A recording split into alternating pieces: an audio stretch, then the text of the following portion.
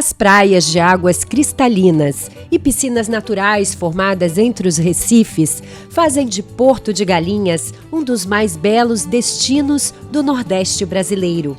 Este cenário paradisíaco vai receber em agosto o maior evento de propriedade intelectual e direito digital da América Latina.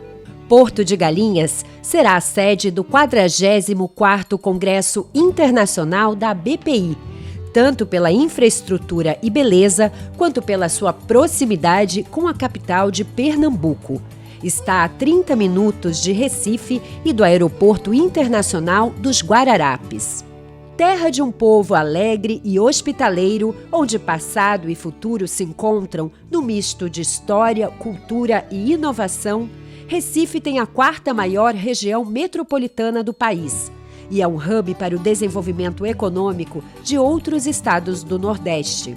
Além disso, abriga o Porto Digital, um dos mais importantes polos tecnológicos do mundo, onde estão mais de 350 empresas e 20 mil profissionais trabalhando com inovação e tecnologia de ponta. Um cenário que coloca a capital pernambucana entre as 6 cidades líderes mundiais da indústria de TI, segundo o portal internacional Rest of World. E é de olho em todo este potencial que, pela primeira vez, a BPI decidiu levar o evento para a região. Nos dias 12 e 13 de agosto de 2024, os maiores especialistas e profissionais de TI do mundo todo estarão em Porto de Galinhas para debater os principais temas de propriedade intelectual e direito digital.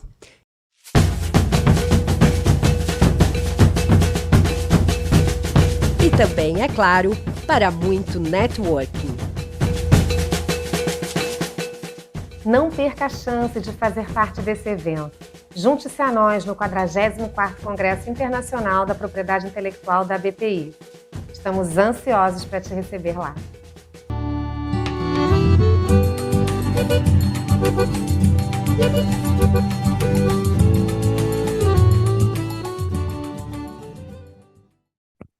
Eu vou começar apresentando aqui, que já estão na sala, o Henry e a Branca.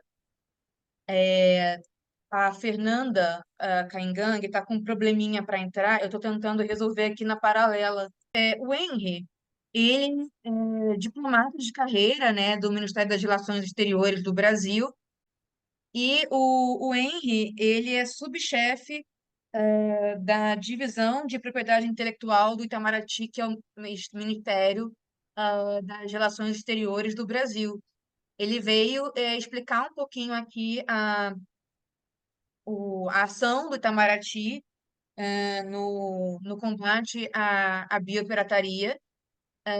E depois dele, a gente tem previsto falar aqui a Fernanda Caingang, falando um pouquinho do ponto de vista interno, e, por fim, Branca Alves, falando de um ponto de vista de quem estuda a matéria. A Branca também já está na sala, a Fernanda quem não está. Então, Henry, por favor, fique à vontade para tomar a palavra. Bem, obrigado, Aline. Bom dia a todos. Em primeiro lugar, queria agradecer a organização do curso de verão, a OMP, a BPI e a UNPI pelo convite. Também gostaria de estender saudações e cumprimentos para as doutoras Fernanda Caingang e Branca Alves, com quem tenho a honra de compartilhar este painel e, é claro, saudar aqui a sua distinta audiência, a qual eu tenho a oportunidade de apresentar o caso que que despertou a consciência no Brasil e, em particular, no governo brasileiro, para a questão, despertou de maneira mais aguda a consciência para a questão da necessidade de combate à pirataria de TI, que foi o registro marcário de Cupuaçu. Eu vou poupar um pouco de tempo aqui, poupá-los da apresentação biológica de Cupuaçu, mas para o benefício de todos, né, considerando que não temos só uma plateia brasileira. Cupuaçu, como espero que a maioria saiba, é uma fruta, é o nome de uma fruta de uma árvore, a árvore Theobroma grandiflorium, que ocorre naturalmente, que hoje ocorre naturalmente na região amazônica, mas o único aspecto introdutório do cupuaçu que eu acho interessante ressaltar é que, embora hoje seja uma ocorrência natural, pesquisas do Instituto de Biociências da USP indicam que cupuaçu, na verdade, é uma espécie domesticada há 5.000 anos atrás pelos habitantes, pelas populações indígenas do Alto Rio Negro. Então, aqui se tratando de propriedade intelectual, eu achei interessante ressaltar que, embora hoje seja uma ocorrência natural, o cupuaçu, na verdade, um resultado de uma engenharia genética dos povos indígenas da Amazônia. Mas, feita essa digressão arqueológica de 5.000 anos atrás, o nosso caso mesmo começa em 2002, quando produtores do Acre estavam se preparando para exportar produtos à base de cupuaçu, bombons e geleia de cupuaçu. Eles tinham o apoio de uma ONG brasileira chamada Amazon Link, sediada no Acre. E o objetivo era exportar para a Europa, onde eles contavam com o apoio de uma ONG alemã, que o nome português é o Instituto da Floresta Tropical, que recebeu amostras de bombons e de geleia de cupuaçu e iniciou ali uma pesquisa de mercado local para avaliar as possibilidades, o potencial de venda. E durante essa pesquisa de mercado descobriu-se que o nome cupuaçu não poderia constar na embalagem dentro do bombom e geleia, porque era uma marca registrada já na União Europeia, de propriedade de uma empresa japonesa chamada Asahi Foods. Isso, sim, o impacto para a população local que tem o cupuaçu como um fruto, uma ocorrência do dia a dia, seria, imagino que o mesmo para todos nós, ao descobrir que, por exemplo, banana ou maçã aplicada à comida, claro, é uma marca patenteada que poderia ser exclusividade só de uma empresa. Não é um nome distintivo e logo isso causou a Amazon Link logo iniciou uma mobilização no Brasil e no exterior, contando com o apoio de ONGs, também teve repercussão na mídia. Foi o início da campanha Cupuaçu é Nosso, para tentar reverter esse registro marcário. Isso ocorreu ao longo de 2002, a campanha se iniciou ali pelo final de 2002. O governo brasileiro foi envolvido no início de 2003,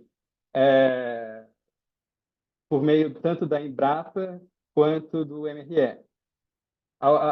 Assim como viu-se a marca de cupuaçu, também constatou-se que o processo de fabricação do cupulate, que é uma espécie de chocolate, só que em vez de feito à base de cacau, feito à base de cupuaçu e cacau são frutos relacionados, o processo de fabricação do cupulate também tinha sido patenteado pela mesma empresa e havia patente então dele no Japão e na Europa, embora a Embrapa já tivesse uma patente prévia no Brasil.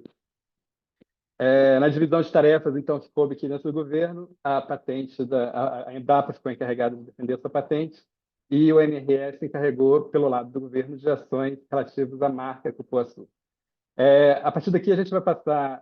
a base dessa apresentação são os arquivos do MRE, então aqui a apresentação vai ter o MRE como o ponto de vista, vai ser a partir do ponto de vista do MRE. Mas antes eu queria ressaltar um ponto importante que assim, o protagonismo, nesse caso, nunca deve esquecer do protagonismo essencial da Amazon Link, dos produtores de Cupuaçu e dos seus parceiros da sociedade civil, tanto no Brasil quanto no exterior. Nós iremos aqui acompanhar as ações que a minha retomou, mas veremos que várias dessas ações aparecerão a Amazon Link e os produtores atuando em conjunto com a MRE, mas se o caso teve algum protagonista e se essa campanha teve algum protagonista, eu devo conceder que esse protagonismo coube à sociedade civil, que cuja mobilização foi fundamental nesse caso. Mas, passando para ações do MRE, eu vou aqui nos 3 próximos slides apresentar quais ações foram tomadas em cada uma das 3 jurisdições. Mas não tenham a impressão de que essas ações foram sequenciais. Tudo aconteceu ao mesmo tempo. A ação foi simultânea na Europa, nos Estados Unidos e no Japão. E foi importante que assim fosse, como veremos assim, ao falar um pouco das lições aprendidas desse caso. Bom, de maneira bem sucinta, na Europa, então, marcas administradas pelo Instituto de Harmonização do Mercado Interno, que, ao contrário do Instituto Europeu de Patentes, é um órgão da União Europeia. A missão do Brasil em Bruxelas entrou em contato com esse Instituto de Harmonização para avaliar o estado, para obter informações mais precisas, e descobriu que o registro de cupuaçu, havia 2 registros de cupuaçu, um deles da AgriFoods, conforme constatado, que foi registrado em 1990, no final de 1999, e já, inclusive, havia um outro registro, depositado por 2 pessoas físicas residentes de Munique, e esse segundo registro, ele próprio sofreu oposição da AgriFoods. Mas a nossa missão em Bruxelas foi, enfim, recebida pelo diretor do OHMI, que, enfim, explicou que, nesse caso, fosse comprovada que se tratava, enfim, não havia caráter distintivo, né, que o nome não estava revestido de caráter distintivo. Então, havia causa para que ele fosse... Havia causa de nulidade absoluta para o registro. E, em caso de nulidade absoluta, não havia prazo para a interposição do pedido. Então, mesmo que o pedido tivesse sido registrado em 1999, a nulidade absoluta poderia ser solicitada a qualquer tempo. Mais do que isso, a nulidade absoluta poderia ser... o pedido poderia ser apresentado, segundo o diretor da OHMI, pela própria missão do Brasil em Bruxelas, que seria... porque, assim, uma condição necessária para a apresentação do pedido é que seja uma pessoa física ou jurídica domiciliada na União Europeia. Na própria comunicação para Brasília, a missão em Bruxelas admite que, numa interpretação extensiva do diretor do HMI, poderia ser entendido que a missão do Brasil em Bruxelas habilitaria o governo brasileiro a ser entendido como pessoa jurídica quando domiciliado na União Europeia, e, por isso, poderia entrar diretamente com o pedido de nulidade, o que foi feito em dezembro de 2003, e, a partir daí, o processo passou a análise do HMI. Durante todo esse tempo, que se estenderia pelo próximo ano, a missão do Brasil, com o apoio do MMA, da Amazon Link e com outros aportes também do Grupo Interministerial de Propriedade Intelectual aqui no Brasil, transmitiu informações técnicas sobre a fruta e sobre a comercialização de produtos à base dessa fruta no Brasil, a fim de estabelecer que se tratava também de estabelecer conhecimento prévio. A Europa admitia fontes brasileiras, mas, é claro, a preferência, nesse caso, era por fontes europeias, e o esforço foi justamente para achar essas fontes europeias e passar essa documentação para o Instituto de Harmonização do Mercado Interno. Uma coisa, um ponto muito rápido antes de passar para os Estados Unidos, um ponto que eu acho que é interessante notar, que pode ser mais facilmente constatado em comparação com os que virão depois, é como foi relativamente fácil o procedimento na Europa. Demorado, sim, mas fácil. Quando a missão do Brasil em Bruxelas chegou no OHMI, as portas estavam abertas, o diretor do OHMI estava praticamente à espera, tudo isso em linguagem figurada, é claro, teve que fazer contato, mas foi como se a porta estivesse aberta, foi recebido pelo próprio diretor, e uma solução, o caminho das pedras já estava ali, uma solução já estava praticamente sobre a mesa. Isso não é uma coincidência. Vocês vão se recordar que a campanha se iniciou a partir do momento que a exportação não foi possível para a Europa, com uma ONG europeia sendo um dos atores ali no início desse processo. Na Europa, a mobilização da sociedade civil já estava em andamento, e tal. Essa questão, a ONG alemã, outras ONGs, a própria Amazon Link já estavam movendo uma campanha que já tinha tido repercussão na mídia sobre o caso do cupuaçu. E isso se traduziu nessa abertura para a ação relativa à marca nessa jurisdição. Então, é um exemplo de como a influência da sociedade civil é um fator determinante. Coisa que, ao pular o Atlântico para os Estados Unidos, onde a campanha ainda não tinha se iniciado, onde movimentos da sociedade civil não tinham sido tomados, o contraste é bem evidente. Nos Estados Unidos, a marca foi registrada em 1999 e o período de oposição à marca era só 30 dias. Ou seja, quando em março de 2003 o Itamaraty entrou em contato com o USPTO, o período de oposição já tinha exaurido, mas o pedido ainda não tinha sido deferido.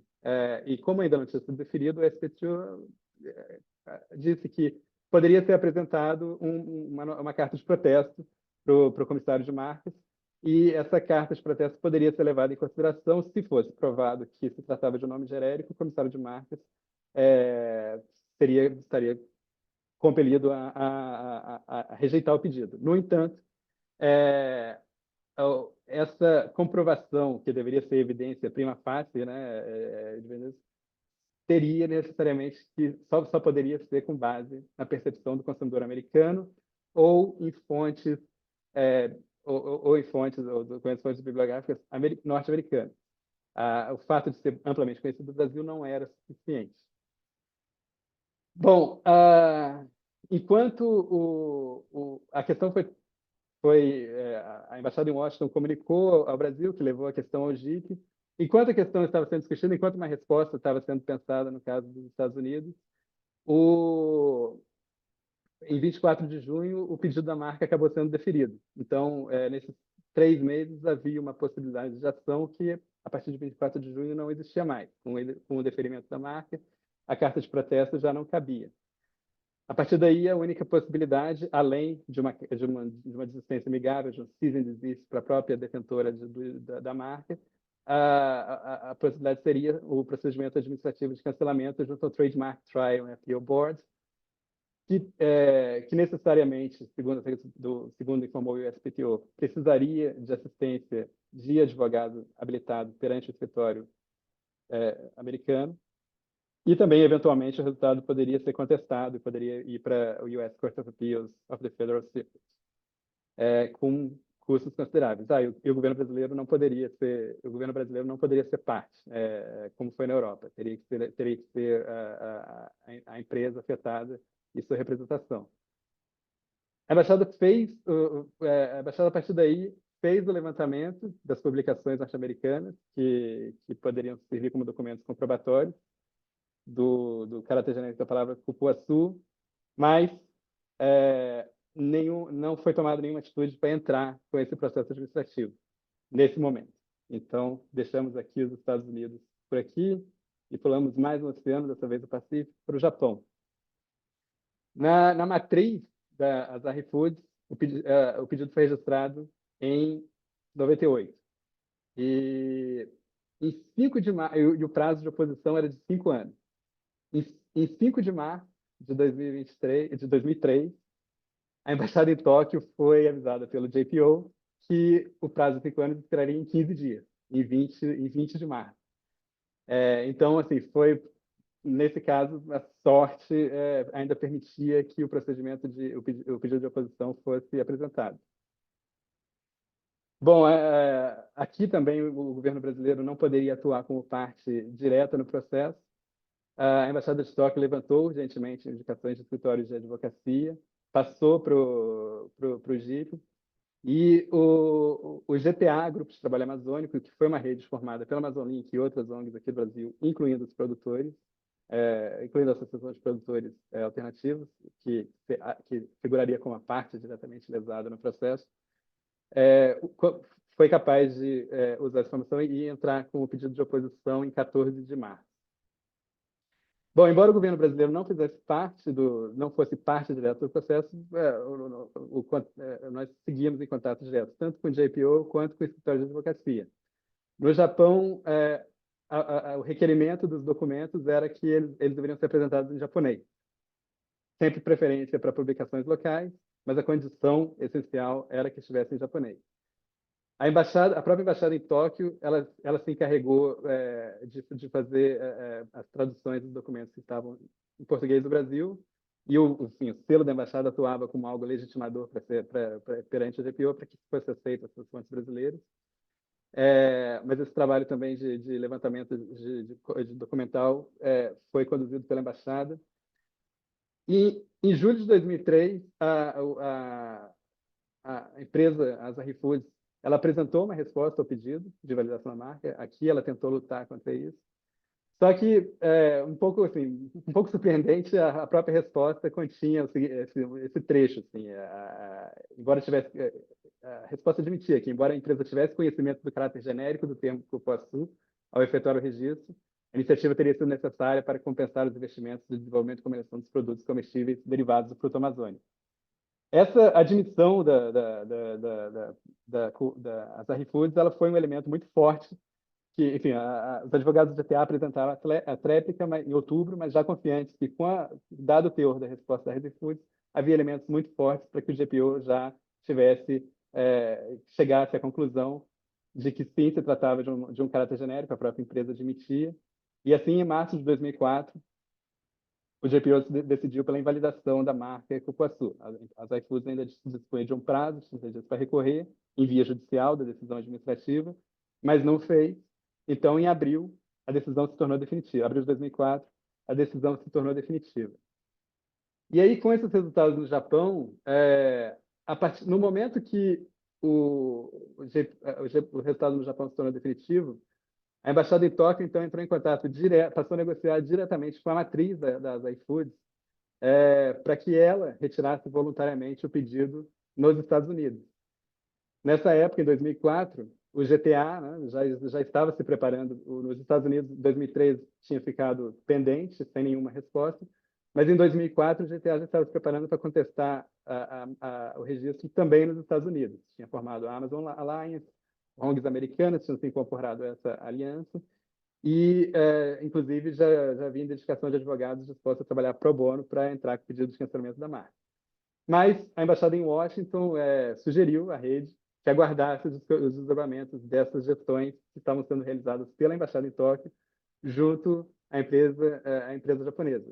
Essas gestões elas duraram alguns meses, mas, por fim, a empresa concordou em retirar em encaminhar, em dezembro de 2004, foi encaminhado para o SPTO o pedido de desistência voluntária da marca Cupuaçu. E, enfim, isso ficou em processamento. Em maio de 2005, o SPTO cancelou esse registro também nos Estados Unidos. E na Europa, a missão do Brasil continuou dando evidências documentais. O processo seguiu o seu curso. A missão juntou o processo à decisão do escritório de patentes japonês e também a desistência voluntária da Asahi Foods sobre a marca nos Estados Unidos. E em setembro de 2005 também o pedido europeu foi, a marca na jurisdição europeia foi, pelo menos comunitária, foi cancelada. Bom, então, caso encerrado, bem, a repercussão gerou um grande interesse do público e da mídia por esse caso similar de propriedade intelectual. A presidência da República aqui no Brasil estava diretamente envolvida em pedir consultas aos órgãos para que fizessem levantamentos mais amplos para verificar se o caso do Cupuaçu tinha sido um caso isolado. E, muito rapidamente, essas consultas revelaram que não tinham sido. Pesquisas não só no Japão, nos Estados Unidos e na União Europeia, mas também individualmente em países europeus, Reino Unido, Portugal, Alemanha e também em outras jurisdições, como na Coreia do Sul, indicavam que, enfim, havia registros marcários de açaí, acerola, andiroba, copaíba, rapadura. E todos esses casos passaram, então, a ocupar o radar da recém-criada Divisão de Propriedade Intelectual do MRE, aqui onde eu trabalho. É interessante notar que só passou a existir em 2003. O caso do Cupuaçu foi o catalisador do surgimento da Divisão de Propriedade Intelectual. Antes de 2003, o nome da divisão era Divisão de Novos Temas e Propriedade Intelectual. Então, imaginem vocês a caixa de entrada de uma divisão que chama Divisão de Novos Temas, numa época de muitas transformações. É interessante que mesmo na década de 90, com a negociação de TRIPS e tal, não surgiu a DIP só dedicada à propriedade intelectual. Foi esse caso que catalisou o surgimento. E a DIP tinha uma bandeja cheia aí pelos seus primeiros anos para tentar reverter todas as situações. Eu acho que eu passei direto pelo caso do Cupuaçu nessa repercussão, mas em paralelo a esses esforços relativos à marca, a Embrapa também estava... a Embrapa conseguiu cancelar no Japão a patente da Asahi Foods, apresentando a patente brasileira, ou seja, provando que não se tratava de novidade. E o registro europeu não foi... a empresa ela não pagou taxas de renovação e a patente ela simplesmente caiu foi abandonada. Bom, antes de entrar um pouco eu sei que eu estou me alargando um pouco no tempo, mas antes de entrar na questão do mérito de biopirataria, só falar rapidamente de lições aprendidas aqui no caso do Cupuaçu. Como eu falei, a ação simultânea da rede diplomática foi essencial para dar essa noção de cerco da marca em todos os lugares. Mesmo que nada tivesse sido feito nos Estados Unidos em 2003, uma carta foi enviada para o representante local das atitudes. Na Europa, havia um processo de nulidade em curso. E no Japão, o processo de cancelamento. Ou seja, de todos os cantos, esse cerco sobre a marca estava sinalizando bem claro, além da pressão da sociedade civil, também o forte interesse do governo brasileiro na matéria. O governo brasileiro também aprendeu. A participação direta do governo quando possível, é positiva. No caso do Japão, por exemplo, a nossa participação direta facilitou que documentos brasileiros fossem aceitos como prova documental pelo GPO, sendo traduzidos pela embaixada, mas mesmo quando não há possibilidade desse envolvimento, como bem, no próprio Japão, e eventualmente aconteceria nos Estados Unidos se não houvesse desistência voluntária, o acompanhamento e assessoramento técnico do governo é essencial. Os postos também ficaram cientes de que é útil, é essencial, pelo menos os postos onde estão as maiores histórias de TI, é essencial ter contatos preparados de advogados especializados em propriedade intelectual. Postos brasileiros no exterior geralmente têm advogados, têm contatos de advogados para questões trabalhistas, são geralmente questões assim de comerciais que estão além da imunidade diplomática que o posto tem que lidar com os contratados locais. Não é muito habitual ter advogados de várias especialidades. Jurisdições consulares significativas também têm advogados civis e criminais, mas aí descobriu também que advogados especializados em TI, nessas praças, elas são essenciais.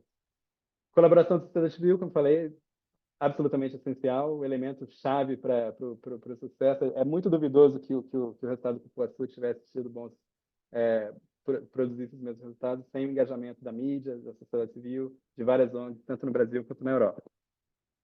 E o caso do Japão, enfim, 15 dias antes de terminar o pedido de oposição, falou que esse caso não pode se deixar à sorte, né? É necessário ter servidores dedicados ao monitoramento de registros de marcas e patentes estrangeiras. Também, difusão de conhecimento prévio é essencial. Uma das medidas que saiu depois desses casos, em vista da proliferação de várias marcas, o governo brasileiro elaborou a lista não exaustiva de nomes associados à biodiversidade brasileira, que foi divulgada para institutos de pesquisa de propriedade intelectual, tentou se divulgar na OMP e também para a própria imprensa, para qualquer fonte que pudesse ser útil, para estabelecer conhecimento prévio nas próprias jurisdições. A aceitação dessa lista não foi uniforme, mas é aquela coisa, você joga o dado, você tem o dado prévio para você poder alegar. Então, essa lista não exaustiva foi um desdobramento importante desse caso do Cupuaçu.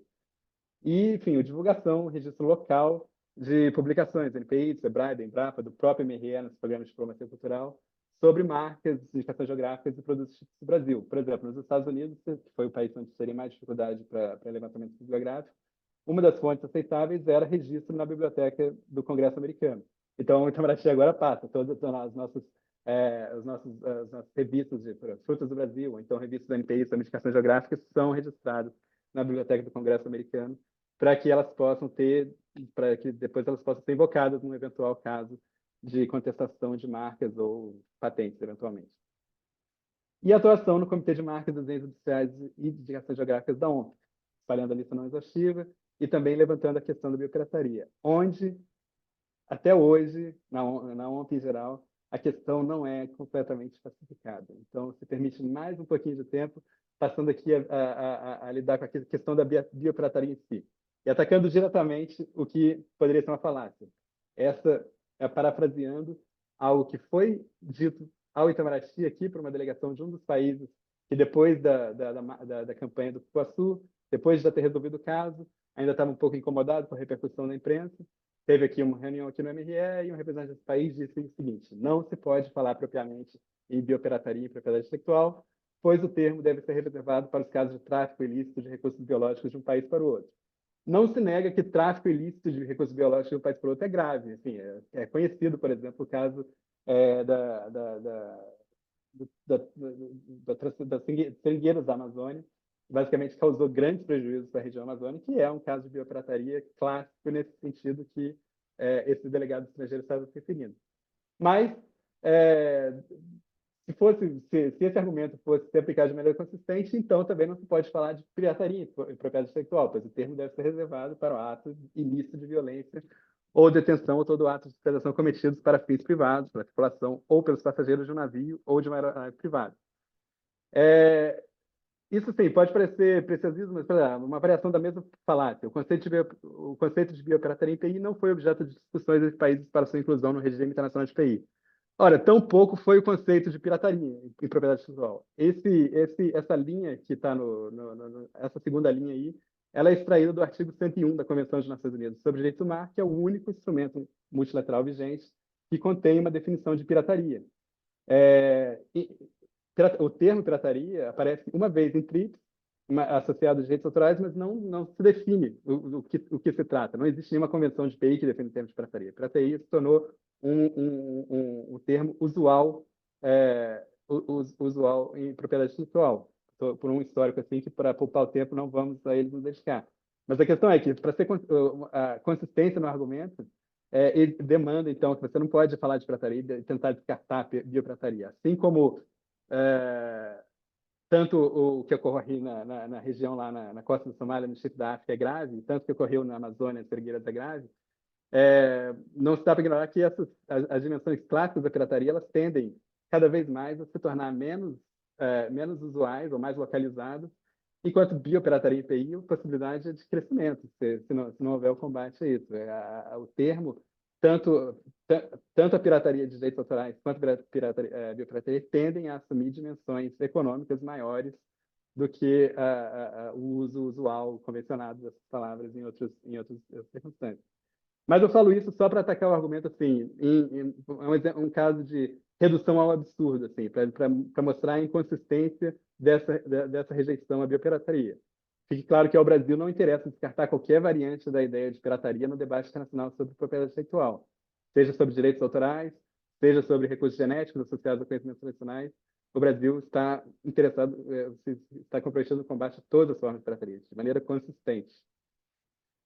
Mas estou fazendo essa comparação. Quer dizer, então, que biopirataria e pirataria de recursos biológicos têm efeitos iguais? Não, iguais não. Biopirataria tem efeitos ainda mais graves.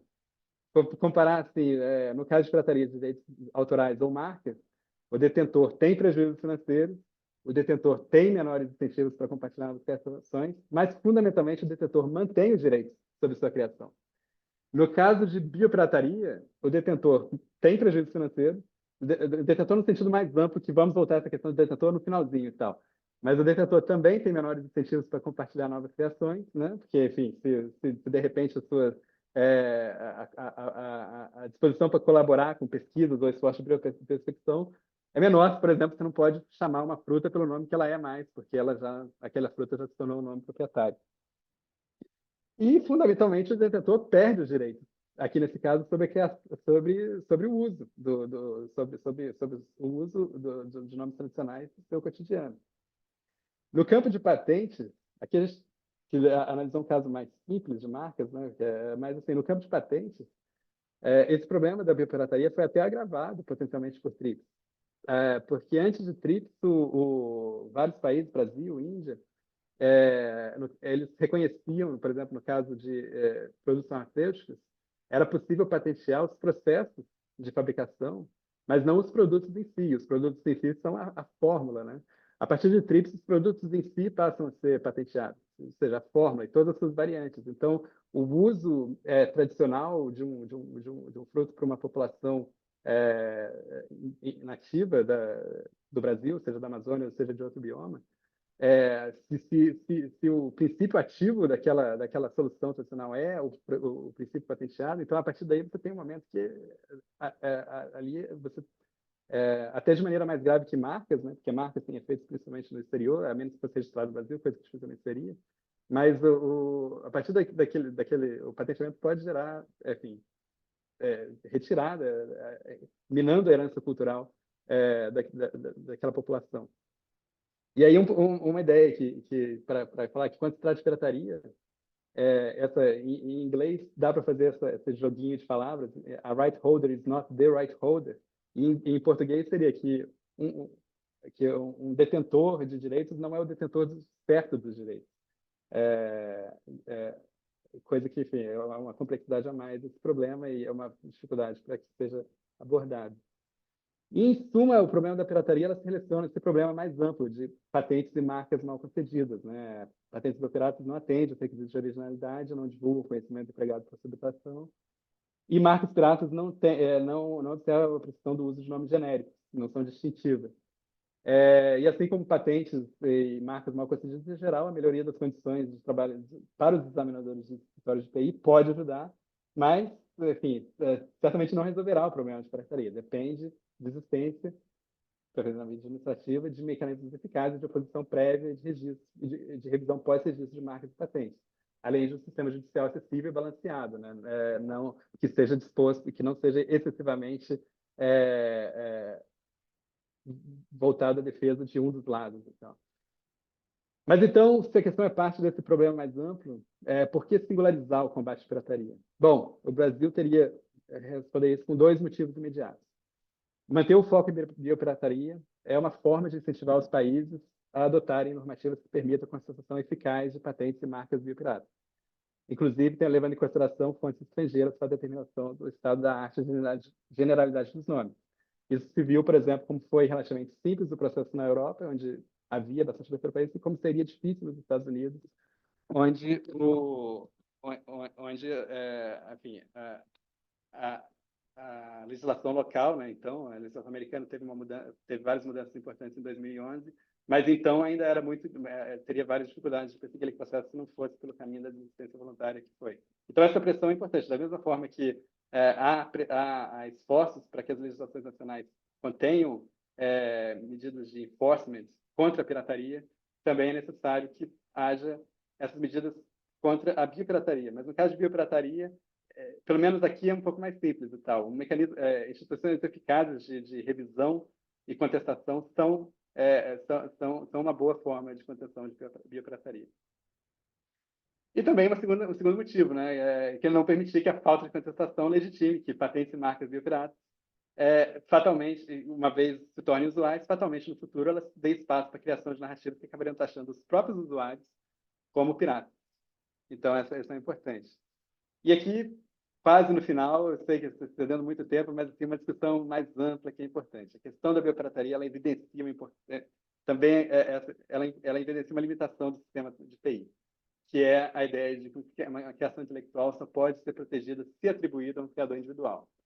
Ora, vale dizer que os direitos de TI foram definidos no século XIX. Embora TRIPS e as convenções da ONU no século XX tenham expandido o escopo protetivo de propriedade intelectual, o conceito de patentes ainda é Paris.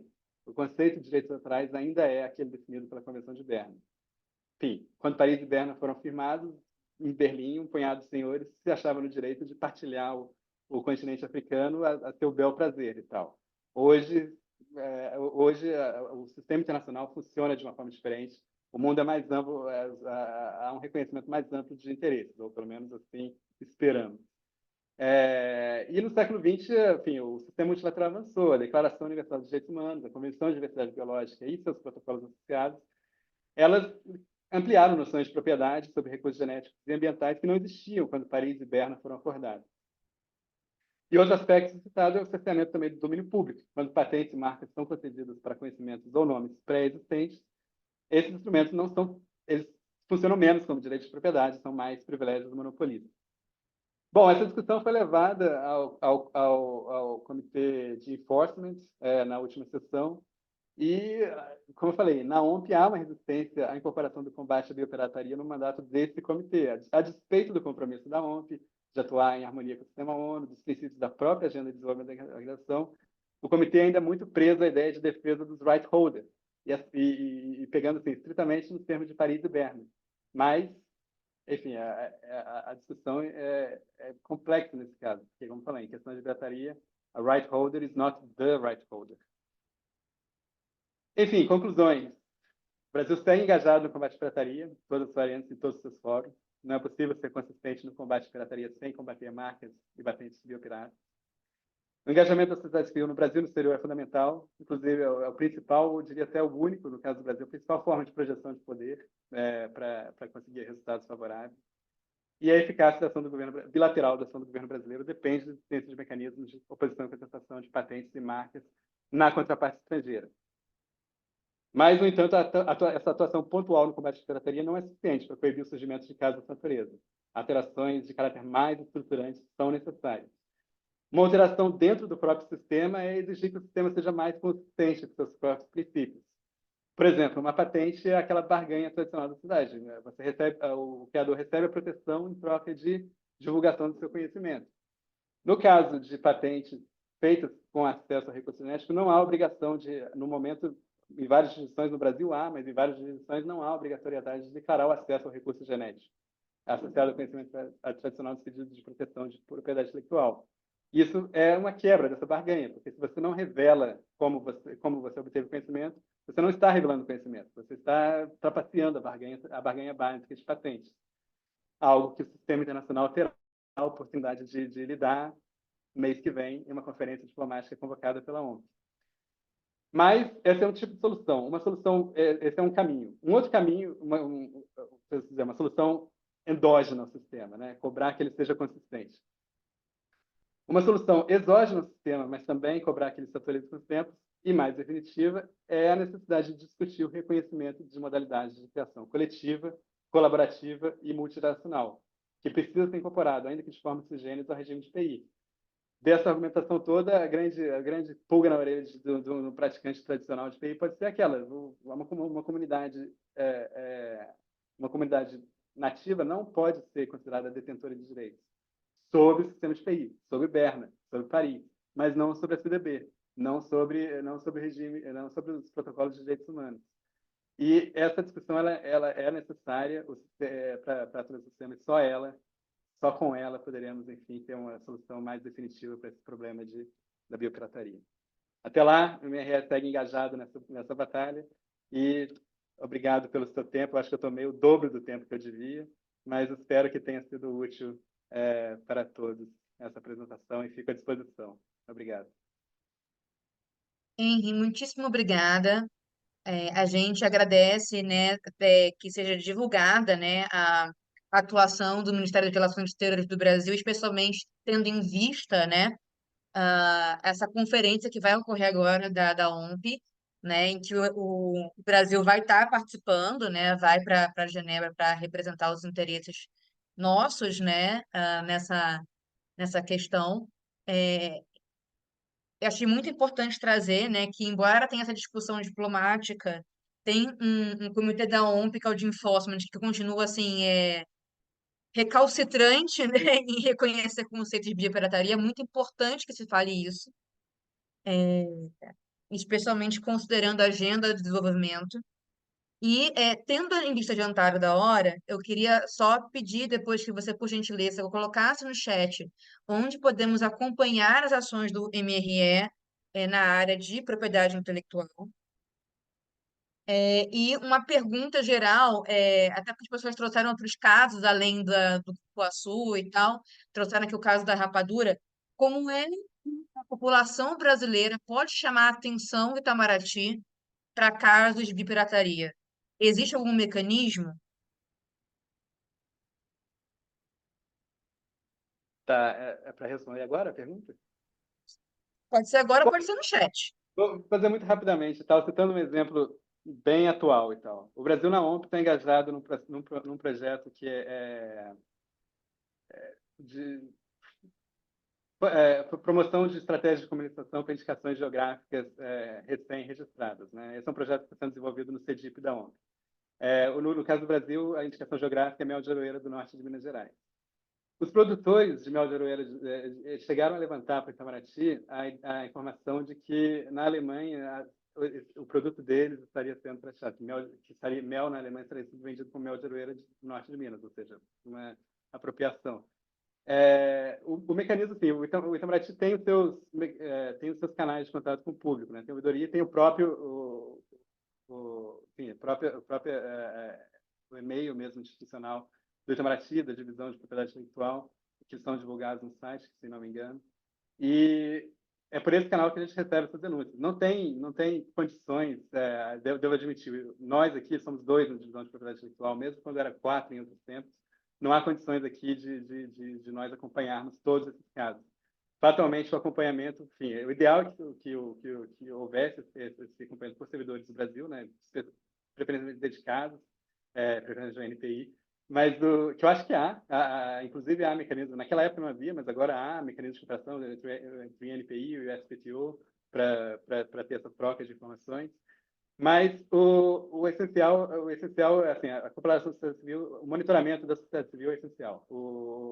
Uma vez acionado, o Itamaraty tem muita capacidade de ação, mas a nossa capacidade de monitoramento é limitada. Então, esses canais de comunicação com a sociedade civil eles são importantes. O e-mail da divisão, o e-mail do Itamaraty, a ouvidoria do Itamaraty, eles são os canais onde o Ministério pode ser mobilizado. Ou próprios outros órgãos do governo também, que trarão a questão a gente através do grupo interministerial de propriedade intelectual. Foi o que aconteceu no caso do Cupuaçu. A gente não recebeu a Amazon Link, ela buscou a presidência da República, que aí levou o caso aqui para o Itamaraty. Então, todos esses canais de governo, eles acabam levando aqui a gente. E uma vez cientes do caso, aí sim, a gente tem muita capacidade de ação. A nossa grande lacuna aqui no Itamaraty, né, não no INPI, é a capacidade de monitoramento. Excelente. Eu coloquei o contato aqui do DIP justamente para as pessoas enviarem os casos que elas estavam comentando aqui. O Marcos, que é do INPI, ele fala, né, que a área de cooperação internacional do INPI também pode ajudar. Né? Justamente o INPI também está no GIP, pode com certeza levar ao Itamaraty essas demandas. Muito boa apresentação, Henry, muito obrigada. Te dei um tremendo de um desafio de falar de coisas muito complexas em pouco tempo. E em benefício do tempo, a gente vai passar para a Fernanda, mas tipo, até para ficar aqui, porque acho que é interessante ouvir também os pontos de vista da Fernanda e da Branca, que vai falar em seguida. Então, sem mais delongas, e já pediram desculpas pelo atraso, eu vou aqui apresentar a Fernanda Caingangue, lembrando que a gente está falando de biopirataria e tal, mas de um modo geral, essa apropriação indevida, né, do conhecimento tradicional brasileiro, dos recursos genéticos brasileiros, por quem não é seu legítimo titular. A Fernanda Caingangue, o nome dela, civil, né, é Lúcia Fernanda Inácio Belfort Salles, conhecida como Fernanda Caingangue, pertence ao povo indígena Caingangue do sul do Brasil. O seu nome Caingangue, já vou pedir desculpas se eu pronunciar errado. É Iofé, e significa flor de uma erva medicinal. A Fernanda Caingangue, ela é arte educadora do ponto de cultura Cangag Iaré, raiz Caingangue. Já peço extremas desculpas para a Fernanda que eu falando errado, porque eu tenho mais habilidade de falar línguas que são derivadas da raiz tupi do que da raiz G. Eu sei que Caingangue é raiz G. Prosseguindo aqui, ela foi a primeira advogada indígena formada na região sul do Brasil pela Unijuí e a primeira mestre em Direito no Brasil, primeira indígena mestre em Direito no Brasil pela UNB. Ela é ambientalista, defensora dos direitos humanos dos povos indígenas. Há 24 anos é doutora em patrimônio, 24 anos nessa área, e é doutora em patrimônio cultural e propriedade intelectual pela Faculdade de Arqueologia da Universidade de Leiden, na Holanda, que é a universidade mais antiga da Holanda. Eu morei em Haia, que é do ladinho ali de Leiden. A Fernanda ela foi assessora da presidência da Fundação Nacional dos Povos Indígenas, que é a FUNAI, foi membro fundadora da Caingangue e do Instituto Indígena Brasileiro para a Propriedade Intelectual. É especialista em povos indígenas da América Latina na proteção cultural, material e imaterial perante órgãos das Nações Unidas e tem acompanhado essa discussão há mais de 15 anos. Resumidamente, né, com um currículo imenso, ela precisa falar do livro dela sobre direitos indígenas roubados. Ela é diretora, primeira indígena, que é diretora do Museu Nacional dos Povos Indígenas, e dentro do contexto aí do Ministério dos Povos Indígenas, que também tem uma ministra que é indígena, que é a Sônia Guajajara. Fernanda, por favor, a palavra é sua. Bom dia. Quero agradecer. Vocês estão me ouvindo? O áudio tá bom? Perfeitamente. Maravilha.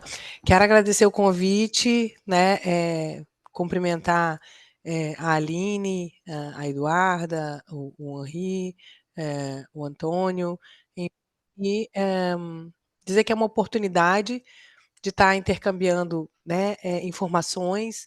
Nós temos trabalhado arduamente para que os povos indígenas estejam a par de que a Conferência Diplomática da Organização Mundial de Propriedade Intelectual, né, para dar um retorno aos 24 anos de trabalho do IGC, né, possa ter a participação plena e efetiva dos povos indígenas.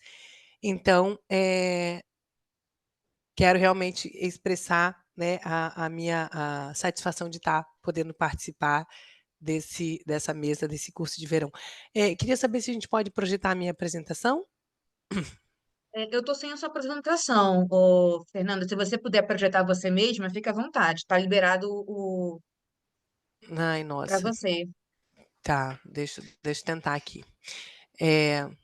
Bom, então, enquanto eu tento projetar a minha apresentação, como eu cheguei a essa, porque as pessoas acabam perguntando, né, muito isso. Como eu cheguei a trabalhar com propriedade intelectual? Por quê? Né? Eu fui encaminhada para trabalhar na presidência da FUNAI logo que eu me formei.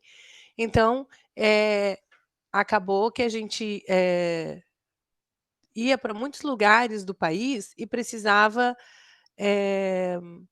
ouvir as demandas, e aí a gente ouvia repetidamente, como presidência da FUNAI, que os grafismos estavam sendo apropriados, que a imagem estava sendo apropriada, que os saberes estavam sendo apropriados e que não havia um especialista sobre isso.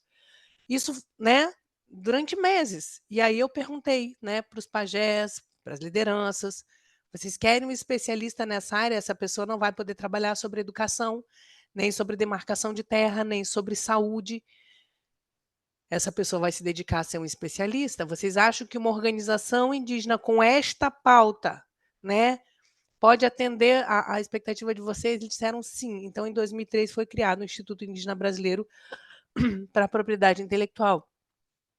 E aí eu dediquei toda a minha atuação à questão da proteção do patrimônio material e imaterial, embora o CEGEM, o Conselho de Gestão de Patrimônio Genético, não tivesse, né, os povos indígenas como parte do conselho, nós íamos, a gente pedia a placa de alguém para poder falar, né? Então, assim, insistimos muito que a medida provisória que antecede, né, a Lei 13.123 pudesse ser consultada devidamente com os povos indígenas, e por alguma razão que a gente desconhece, lá em 2015, simplesmente cai uma lei do céu, né, com a possibilidade de fazer 14 anos de consulta que não foram feitas, com retrocessos legais, né? Se a gente se referir à lei e à medida provisória que a gente pode estar analisando. Então, toda a minha atuação no mundo indígena foi voltada exatamente a trabalhar com essa diversidade que são os povos indígenas e a proteção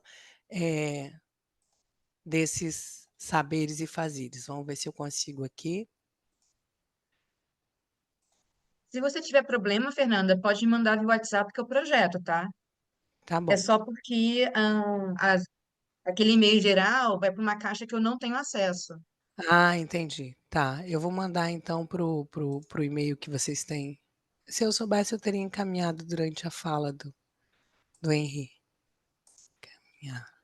Vou mandar o PDF, vou mandar o.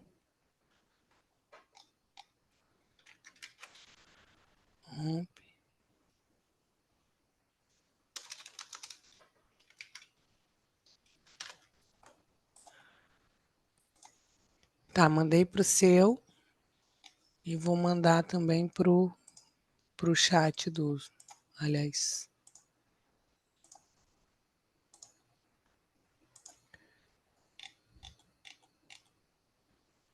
Eu estou aqui mandando para leitura aqui do.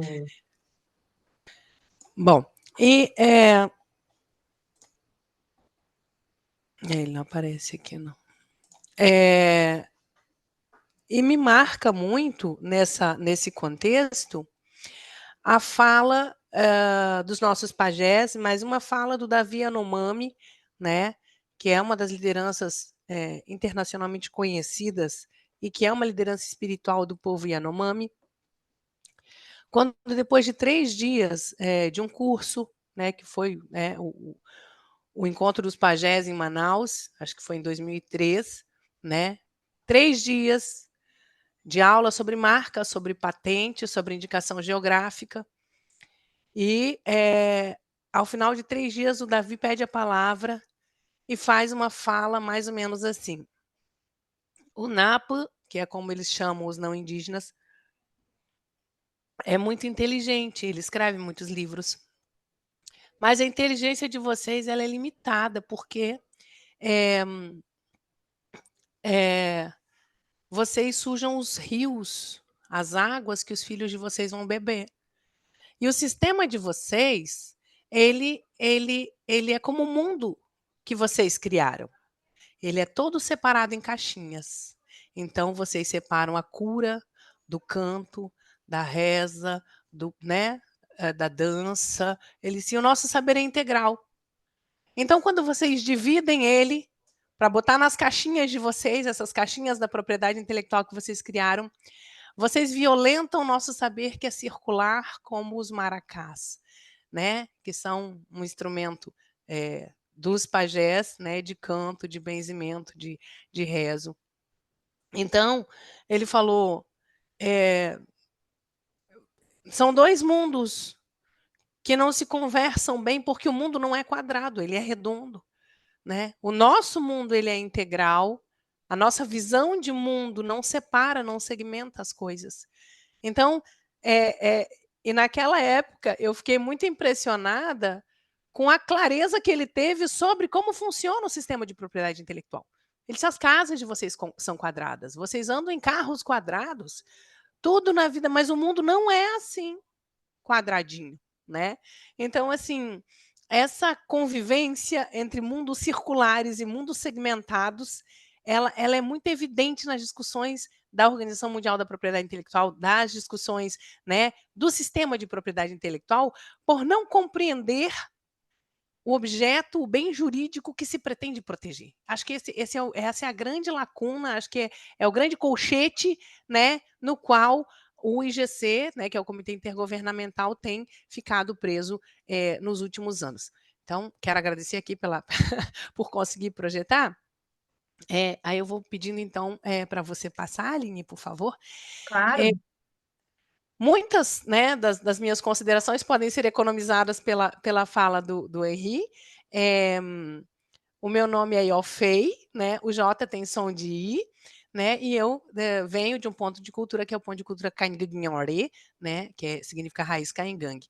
Então a gente trabalha com tradição. Vocês têm um anel aí que tem a marca aberta, a marca da metade da guerra. Então não é só um grafismo, ele é identidade, ele transmite uma informação dentro do meu povo.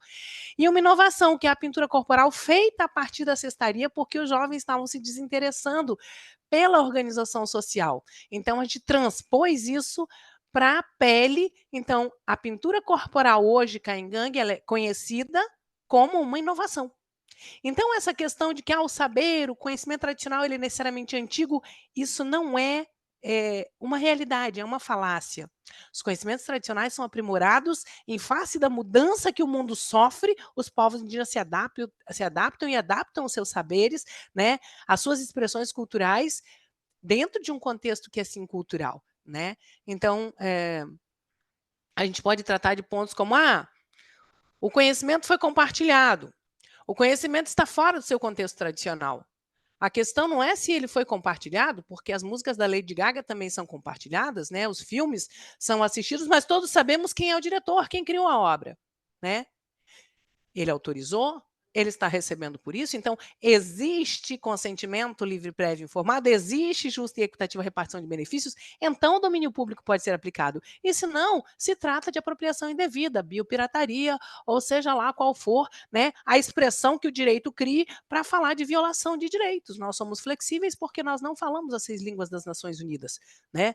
Inclusive o documento final que os povos indígenas vão mandar, né, para a conferência diplomática, vai em língua indígena, vai em ticuna, vai em runicum, vai em Actê, que é a língua funiô, a última língua do Nordeste, vai em caingangue, vai em terena, porque é dessa diversidade que se trata, né? Se nós podemos aprender as línguas das Nações Unidas, as nossas línguas precisam ser respeitadas, porque a cada 2 semanas desaparece uma língua no mundo. São línguas indígenas. E o Brasil fala uma diversidade linguística enorme que está interligada, né, com os saberes dos pajés que agora se pretende expropriar, né, a última fronteira. Pode passar, Aline, por favor. Meu povo é um povo grande, tem 60 mil pessoas em 4 estados, né? O sul e o sudeste do Brasil, então Santa Catarina, Paraná, sul de São Paulo e Rio Grande do Sul, a região das montanhas, a região do litoral é ocupada pelo Guarani-Mbiá, então o português falado pelo Brasil, e a Aline mencionava isso, ele é um português encharcado de Nhengatu, encharcado de tupi.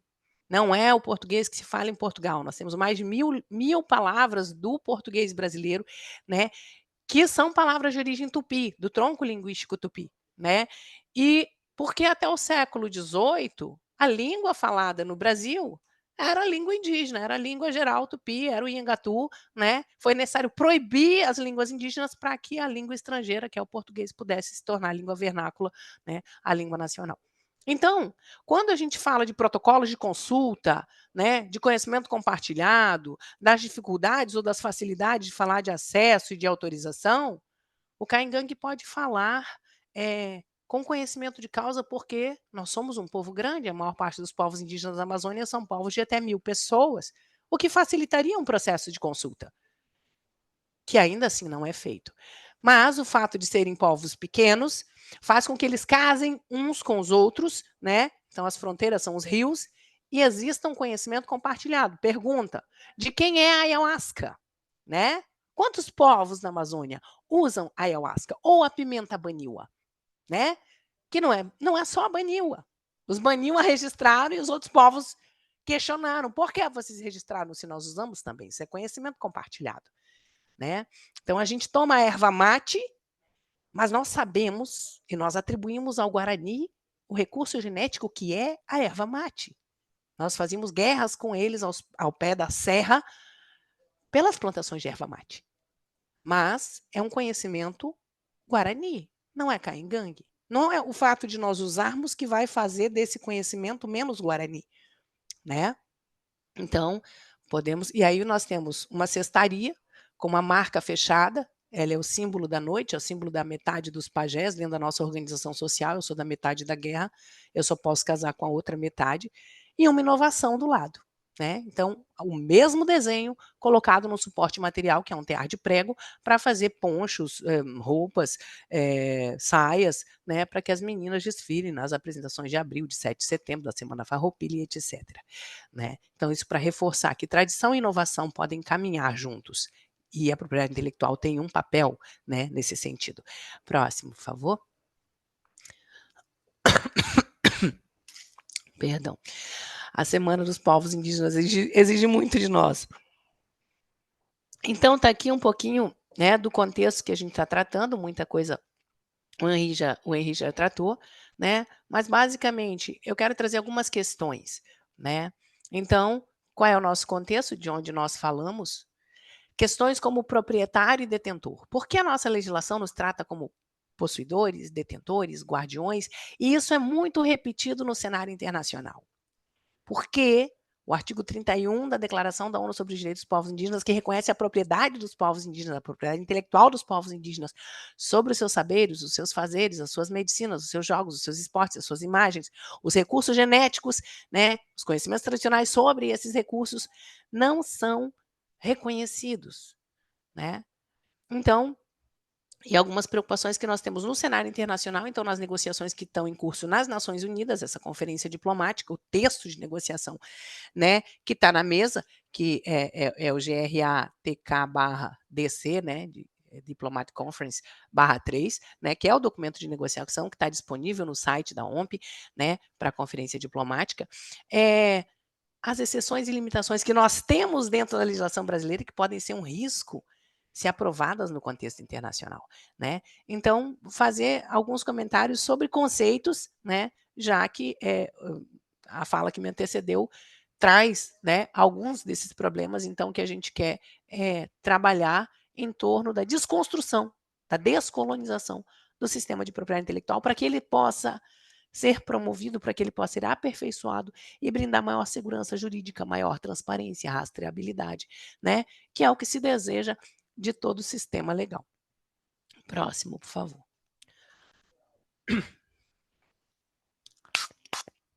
Então, para a gente falar, né, de como nós estamos e para onde nós vamos, nós viemos de um passado de negação de direitos. Então, as pessoas falam muito em invisibilidade, mas os povos indígenas não foram invisibilizados, eram maiorias.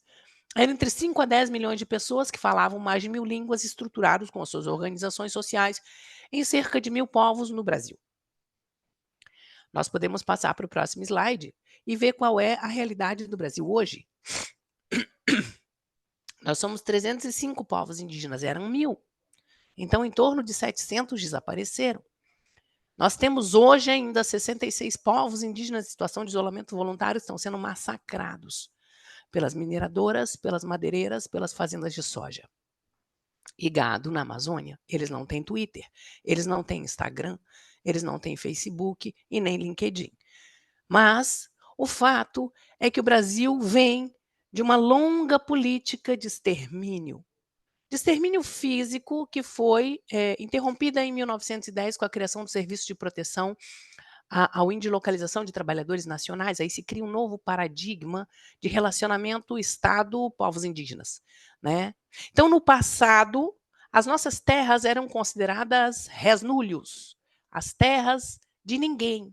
Nós éramos o ninguém da história. As cartas régias dizem isso, né? Podia ser escravizado, podia ser apresado, as guerras justas, etc. Então, um longo período em que se matou de forma muito eficiente e que o Brasil financiava a morte. Bandeirantes são figuras que receberam títulos de nobreza e dinheiro para caçar índios. Então, em 1910, com o extermínio, né,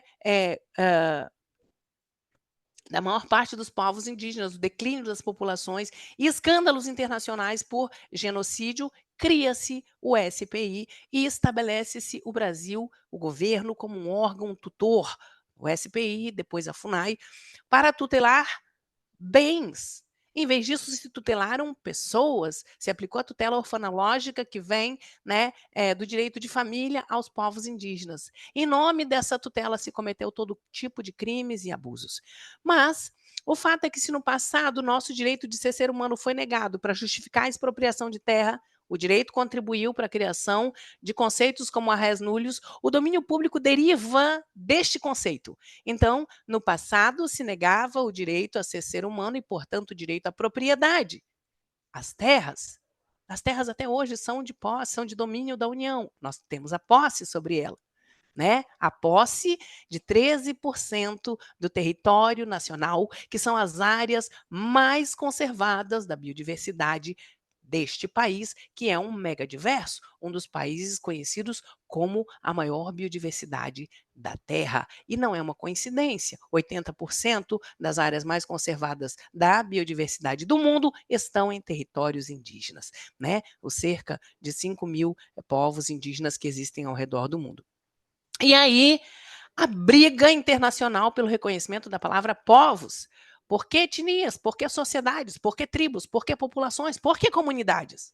Porque povos agrega direito a território, né? E esse é um direito que não quer ser reconhecido. A França tem sido muito resistente a reconhecer, né, a especificidade dos povos indígenas dentro de um futuro sistema sui generis que tenha, né, uma proteção positiva para o reconhecimento dos direitos dos povos indígenas sobre os seus conhecimentos tradicionais, sobre os recursos genéticos que estão conservados nos nossos territórios. Então, se no passado diziam você não tem direito a terras porque você não é ser humano, você não tem direito à propriedade. Hoje, nos dizem dentro do sistema de propriedade intelectual, você não tem direito ao seu conhecimento, porque ele está em domínio público. Ele agora é bem de todos, ele não pertence a ninguém. Ele pertence a todos indiscriminadamente, porque foi compartilhado, porque não está mais em contexto tradicional, porque então existem diferentes alegações para expropriar um mesmo direito. No passado, as terras e os recursos naturais, e nós não vemos a terra como um recurso, nós vemos como fonte de vida. Hoje, a última fronteira está sendo expropriada, né? O saber dos nossos pajés, a essência das nossas culturas está sendo expropriada, os nossos símbolos, os nossos saberes, economiza sim milhões em investimento, anos em pesquisa, porque senão a ayahuasca não estaria no topo da venda de medicamentos, de patentes solicitadas. Então nós temos patentes, e o Henri apresentou o caso do cupuaçu, né, em que foi necessário que houvesse uma mobilização da sociedade civil para que o governo se mobilizasse, né? Então, primeiro as ONGs, essas mesmas ONGs são acusadas de se apropriar, né, da Amazônia, foram dizer o cupuaçu é nosso, o cupuaçu é brasileiro, o cupuaçu é dos povos indígenas, né? Então, a realidade da qual nós falamos é 1% da população do Brasil que remanesce de massacres históricos pelos quais recém o Brasil inicia a se conscientizar do dever de se desculpar, de dizer erramos e agora nós precisamos reparar. Então, o aperfeiçoamento do sistema de propriedade intelectual faz parte de uma reparação histórica. Nós fomos expropriados historicamente e nós precisamos rever isso. Quanto por cento da estévia poderia ser direcionado para os Guarani, porque é conhecimento Guarani? A indústria de dietéticos, a indústria de refrigerantes poderia destinar um percentual para povos que estão vulneráveis, que continuam sendo assassinados, porque muito embora o exterminacionismo tenha findado oficialmente em 1910, ele não foi banido da realidade brasileira, os Yanomami são a maior prova disso, né? Então, esse é o lugar de onde eu falo, né? E nós não vamos tratar dos 40 slides, que todo professor acha que o aluno só tem 48 horas no dia para ler a sua bibliografia, né, e prestar atenção na sua aula, mas a gente sempre tem esperanças de que a gente consiga falar tudo. Mas se a gente traduzir, né, dentro do cenário de propriedade intelectual, as demandas justas dos povos indígenas por dizer reconheçam que eu sou sujeito de direitos, reconheçam que o meu saber é aprimorado, aperfeiçoado e tem valor científico. Perguntem se pode utilizar, isso é consentimento livre, prévio, informado. Informem de onde veio. Não importa se ele está num banco de dados, num banco de germoplasma, se agora a inteligência artificial já decodificou, ele veio de algum lugar. A estévia não nasceu do nada, ele foi melhorado geneticamente por séculos. Reconheçam, né? E paguem por isso.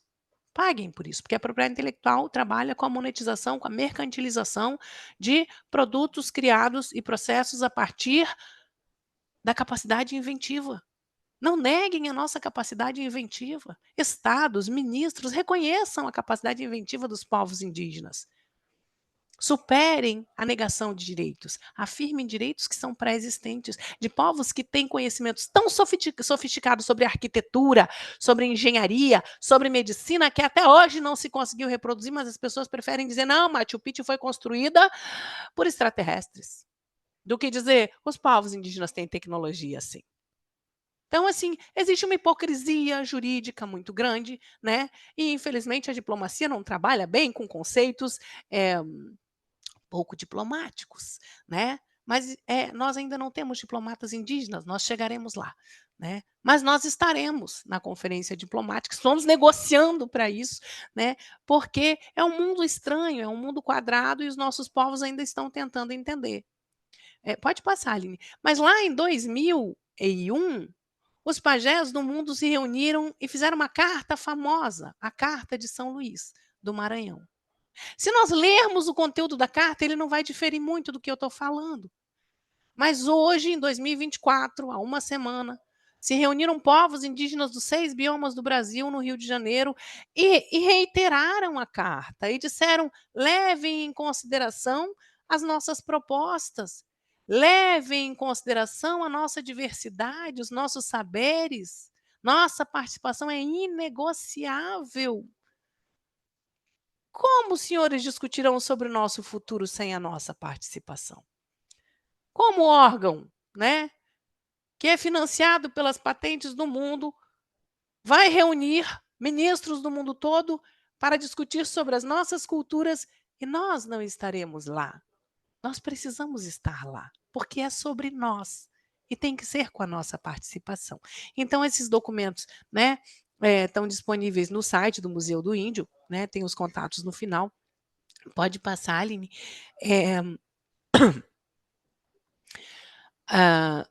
E não só o bioma Amazônia, mas o exemplo que foi citado foi do cupuaçu, então existem outros exemplos que não são necessariamente do bioma Amazônia, mas a verdade, e a gente pode ir passando, é que essa expropriação ela se repete com relação ao guaraná, ao açaí, à estévia, à andiroba, à copaíba e a tantos outros conhecimentos. Eu venho de um povo que tem um anticoncepcional que esteriliza uma mulher, sem que você tenha que tomar nenhum tipo de lixo orgânico hormonal, como hoje é oferecido, né, pela indústria farmacêutica.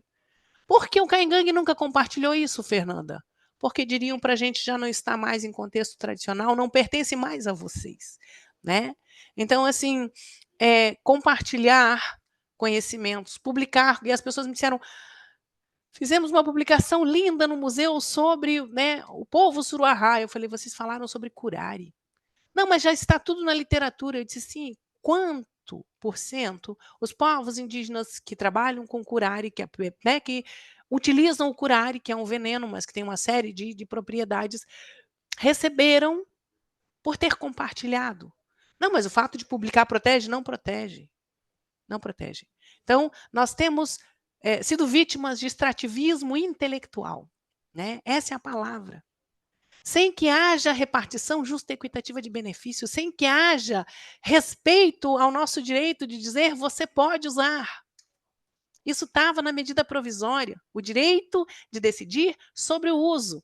O que está hoje na nossa lei nacional, a Lei 1323, nós temos o direito de participar da tomada de decisões, nós somos minoria dentro do Conselho de Gestão do Patrimônio Genético.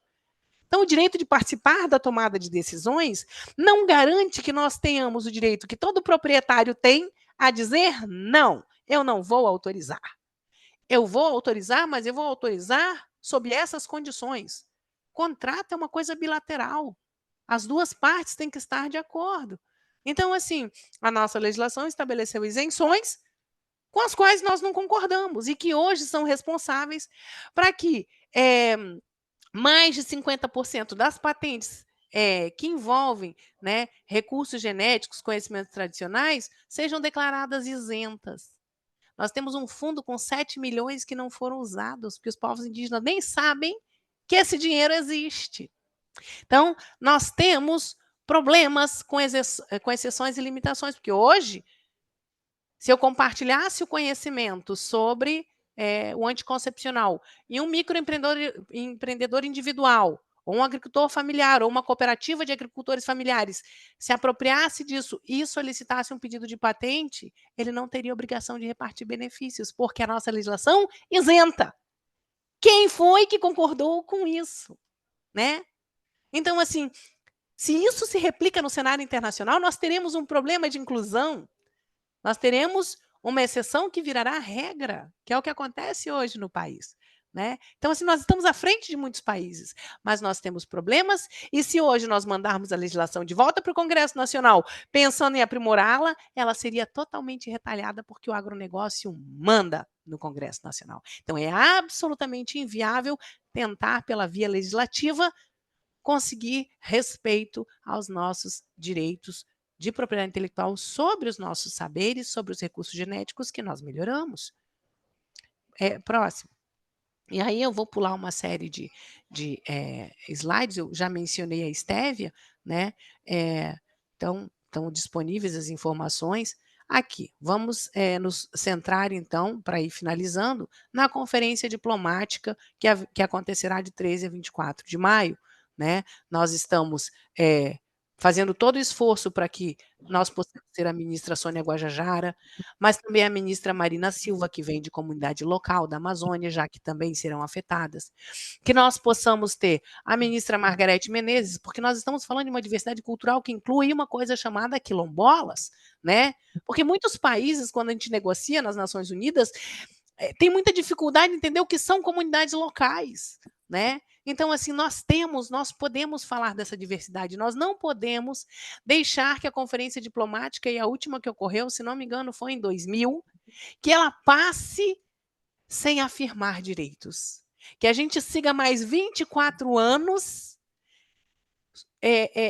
expropriando, né, praticando biopirataria, violando direitos já consagrados no cenário internacional, porque a Convenção sobre Diversidade Biológica reconhece, porque o Protocolo de Nagoya reconhece, mas quando nós tocamos no sistema de patentes, nós precisamos reiterar uma e outra vez que ele não foi escrito em pedra e ele precisa ser aprimorado para incluir rastreabilidade, para incluir segurança jurídica, para respeitar consentimento livre, prévio e informado, para respeitar a participação plena e efetiva, para repartir benefícios, né?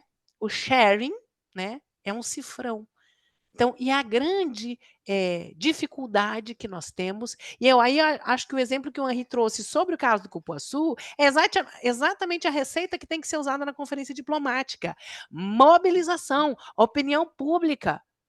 Amazônia e os povos indígenas do Cerrado, que é berço de águas, do Pampa, que é onde está, né, o Caingangue, né, a Caatinga, que é onde está o Funiô, são saberes que precisam ser respeitados. A gente não pode seguir promovendo todo tipo de violação de direitos sob o argumento de que o sistema de propriedade intelectual não pode mudar.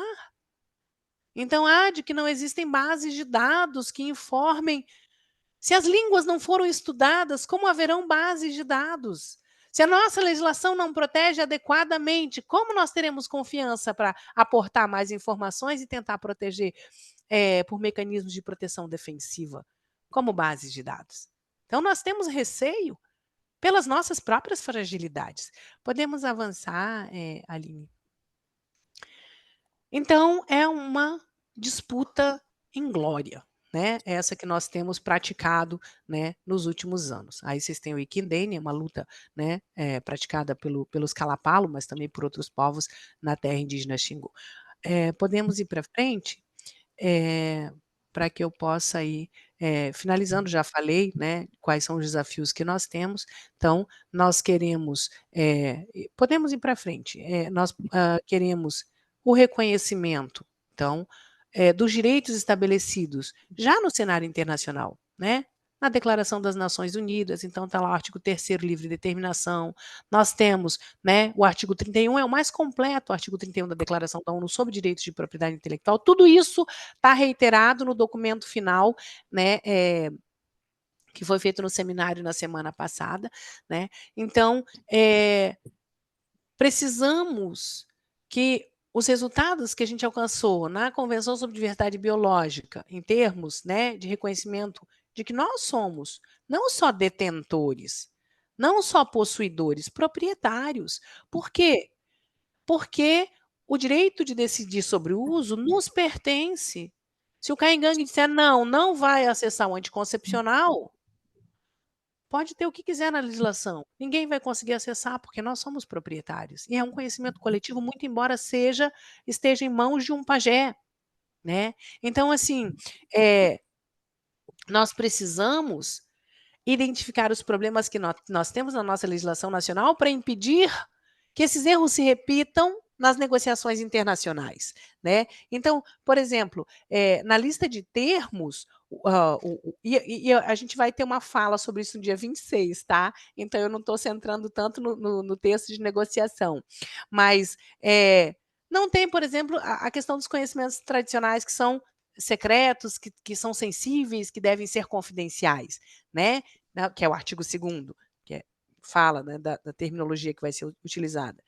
No artigo 3º, né, no que é o requisito de divulgação, que é o olho do furacão, que é o eixo central, né, da discussão em torno do sistema de patentes, agregar, né, um novo requisito que seja divulgar se tem conhecimento tradicional, se tem recurso genético. Essa questão de se é essencial ou se não é essencial, se foi diretamente, isso são armadilhas, né? Então, a gente se preocupa muito com a utilização de textos que possam fragilizar os direitos que nós temos batalhado por décadas dentro das Nações Unidas, né? Então, como eu já mencionei, a questão das exceções e das limitações. Nós reiteramos a necessidade de participação, nós pedimos que as pessoas acessem o site do museu, do Ministério dos Povos Indígenas e digam, olha, a participação é essencial, o parente tem que ir lá falar sobre aquilo que nos pertence, né? O caucus dos povos indígenas tem que ser fortalecido, tem que ter orçamento para isso, né? A nossa legislação precisa ser mais inclusiva. Ah, Fernanda, não tem como ir para o Congresso Nacional. Tudo bem, existe uma coisa chamada protocolo comunitário. A gente pode fazer dentro dos nossos próprios territórios. O Caingangue fez isso para o uso de expressões culturais tradicionais, né? Então, assim, esses mecanismos estão disponíveis, né? Então, assim, quero, né, deixar o Museu Nacional dos Povos Indígenas à disposição. Então, estão aí os nossos contatos, nosso e-mail, Instagram, o site, e pedir, né, que as pessoas possam apoiar o documento final que foi feito no seminário, lembrar que a Carta de São Luís continua completamente atual, né? Que a gente precisa dar uma satisfação para uma diversidade cultural que está sendo massacrada, expropriada, biopirateada, que gera bilhões em recursos, e a gente fala de patentes anualmente, e que isso precisa ser dividido de maneira justa e equitativa. Nós temos a oportunidade histórica de fazer e nós devemos fazer. A gente agradece, né, uma vez mais a OMP por organizar esse curso de verão e se coloca à disposição para estar conversando mais uma vez, né, e aportando as visões dos povos indígenas. Muito obrigada. A gente que agradece demais, Fernanda. Acho que trouxe muito material para reflexão, mesmo a gente não tendo passado slide por slide. Pelo adiantado da hora, a gente tem espaço só para uma pergunta da Fernanda, para Fernanda. Se alguém quiser fazer uma pergunta bem rápida para a Fernanda, para a gente passar para a Branca, fazer um intervalo de 5 minutos, depois entrar o Luca, que coitado está aqui já esperando a vez dele de falar. Tá todo mundo aqui elogiando bastante a apresentação da Fernanda, e assim, eu reforço que o compromisso da coordenação acadêmica do curso desde o início foi de trazer o máximo de diversidade de opiniões e de vivências aqui nesse curso, porque não adianta nada a gente falar de inclusão e ter os mesmos de sempre falando. Espero que a coordenação do curso tenha conseguido atingir esse objetivo. Eu fiquei muito feliz de ter conseguido trazer a Fernanda aqui para falar. A gente conversou com o Ministério do Meio Ambiente sobre quem a gente traria aqui. Eles indicaram a Fernanda e ela aceitou o nosso convite. E eu fico muito feliz que tenha dado certo, mesmo com todos os problemas técnicos que nós tivemos hoje. Eu nunca mais faço, olha, eu não acredito nisso. Mas eu nunca mais faço nenhum curso em Mercúrio retrógrado, gente. Eu não aguento mais problema técnico nesse curso. Como não tem, enfim, Posso só fazer claro, fala 2 minutinhos aqui? Obrigada, Aline. Bom, antes, desculpa, porque eu acabei de chegar, aterrissei, eu tive muitas reuniões hoje de manhã, então eu não vi as outras apresentações de hoje. Eu acho que o Henry, né, fez a dele também, mas eu perdi. Eu só peguei o finalzinho aqui da Fernanda. Queria agradecer muito a Fernanda, porque a gente sabe como essa semana é agitada para vocês, né? Principalmente dentro do Museu dos Povos Indígenas. Também parabenizar, né, por essa renomeação do Museu dos Povos Indígenas, né, para o Museu dos Povos Indígenas, né, que eu acho que é muito mais delicado, né, inclusive. E vender um peixinho, né? Porque o INPI, no dia 26 de abril, como a Fernanda falou, está organizando um mega evento no Centro Cultural do Banco do Brasil, no Rio de Janeiro, e a Fernanda é uma das convidadas a falar, então eu acho que ela vai ter até um pouco mais de tempo também para apresentar com mais profundidade, como ela mesma falou, e convidar todo mundo para ir, que puder, né? Vai ser um evento do dia inteiro, das 9 da manhã às 4 da tarde. Eu não tenho certeza de qual é o horário da Fernanda, mas eu acho que é o primeiro da tarde, 2 horas, não é isso? Ah, também não sei. Bom, a gente vê a programação depois, mas inclusive no CCBB está tendo também uma exposição de fotografias de algum fotógrafo francês sobre povos indígenas com a curadoria do Ailton Krenak, então vai ter uma dobradinha ali também. E também uma exposição da vida do Ziraldo. Então acho que vai ser um momento muito bonito para todo mundo, assim, de estar comemorando, né, o Dia Mundial da PI nesse local. Tá? Obrigada. Bom, gente, seguindo então com a programação, a gente vai convidar agora a Branca Alves para falar. A Branca, ela é representante da ABPI, que é a Associação Brasileira da Propriedade Intelectual, no estado de Alagoas. Ela é advogada, e ela tem um trabalho que muitos de vocês já devem conhecer, de trazer transparência e rastreabilidade, entre outras coisas, para cadeia produtora da moda, principalmente, mas não só, né, Branca? A Branca é muito envolvida com fashion law. E a Branca vem falar um pouquinho de algumas coisas que as pessoas trouxeram no chat, que são as boas práticas, uma tentativa, né, de não espoliar ainda mais os povos indígenas, as comunidades tradicionais, do, dos seus conhecimentos. Então, Branca, por favor, a palavra é sua. Oi, Aline. Oi, gente. Bom dia. Quero primeiro. Aline, você pode compartilhar a minha apresentação? Quero primeiro agradecer o convite, eu fiquei muito feliz. Eu sou aluna do Summer School, eu estava contando as vezes aqui que eu participei do Summer School, relembrando a primeira vez que eu estive ali com a Isabela, é, recolhendo, olhando vários materiais diferentes, enfim. Então, eu fico muito feliz, muito grata de estar aqui participando, falando hoje. Bom, é, assim como a Aline falou, você consegue colocar a apresentação? Já coloco, estou aqui pegando o arquivo, mas pode. Você quer que eu tente? é, Se você conseguir, eu agradeço.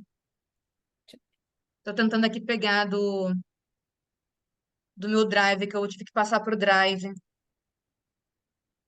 para conseguir baixar, porque é pesada a apresentação. Consegui aqui abrir, é só um instantinho.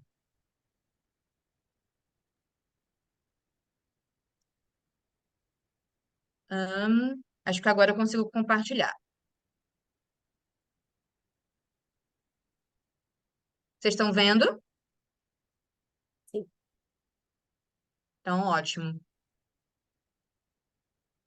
Pode prosseguir, Branca, por favor. Então tá.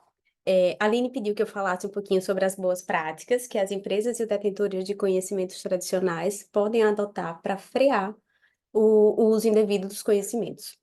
Pode passar, Aline. Mas o que é essa bendita dessa boa prática? Eu te mandei em PDF, né? Você prefere que eu mande o PowerPoint? Tá ótimo, então. Mas o que são essas benditas dessas boas práticas? De repente a gente entrou no movimento de ouvir falar muito sobre as boas práticas, mas a gente não se atenta às vezes ao que é realmente uma boa prática. A gente tem uma melhor prática, que é uma prática que a gente talvez escuta falar, mas a boa prática é aquela prática que a gente realmente testou, que a gente já sabe que a prática é boa. Literalmente falando. Então, a gente vai ter um desafio, a gente vai ter aquela problemática, a gente vai pegar alguma solução, ou que a gente imagina pelos nossos conhecimentos, ou que a gente ouviu falar, ou que a gente já está ali se familiarizando, a gente testa ela dentro da nossa dinâmica, e o resultado disso, se aquela prática funciona, se ela traz resultados positivos para a gente, ela passa a ser uma boa prática que a gente pode incorporar no nosso sistema. Então, não necessariamente o que vai funcionar para mim vai funcionar para você. Cada um vai ter as suas boas práticas, mas isso vai girar em torno de alguns elementos básicos, que seria a questão do processo, da problemática, a questão dos conhecimentos envolvidos, a questão da ética e dos valores e das habilidades que estão passeando por ali, por aquele entorno. Pode passar, Aline.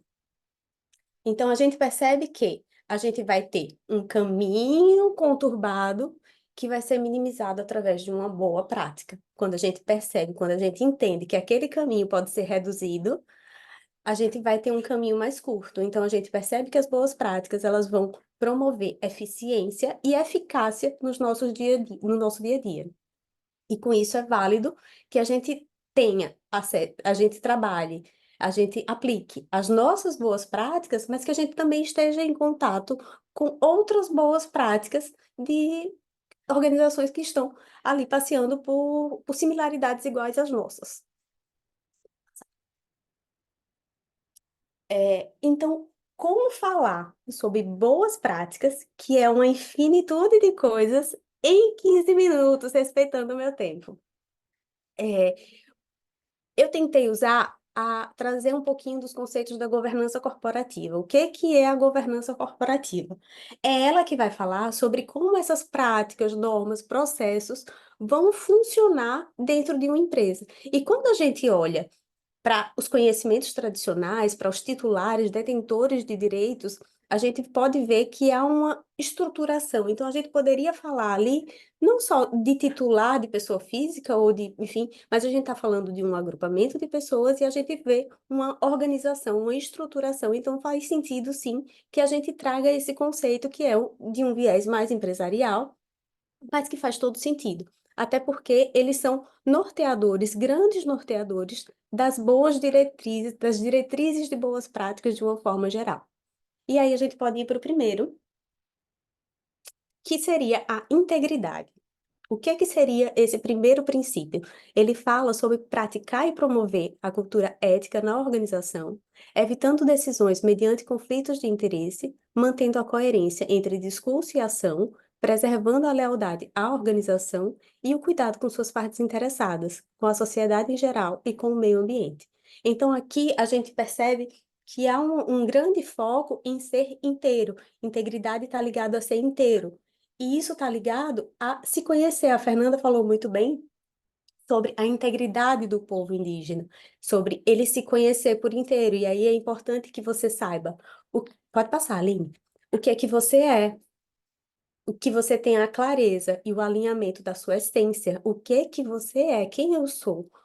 Qual é a unidade da organização das informações? Como eu posso organizar essas informações? Porque é importante que do pajé ao recém-nascido, enfim, que todo aquele grupo ali esteja alinhado, que todo mundo pense mais ou menos da mesma forma. É claro que discordâncias vão haver dentro dos grupos, mas a unidade de pensamento tem que funcionar.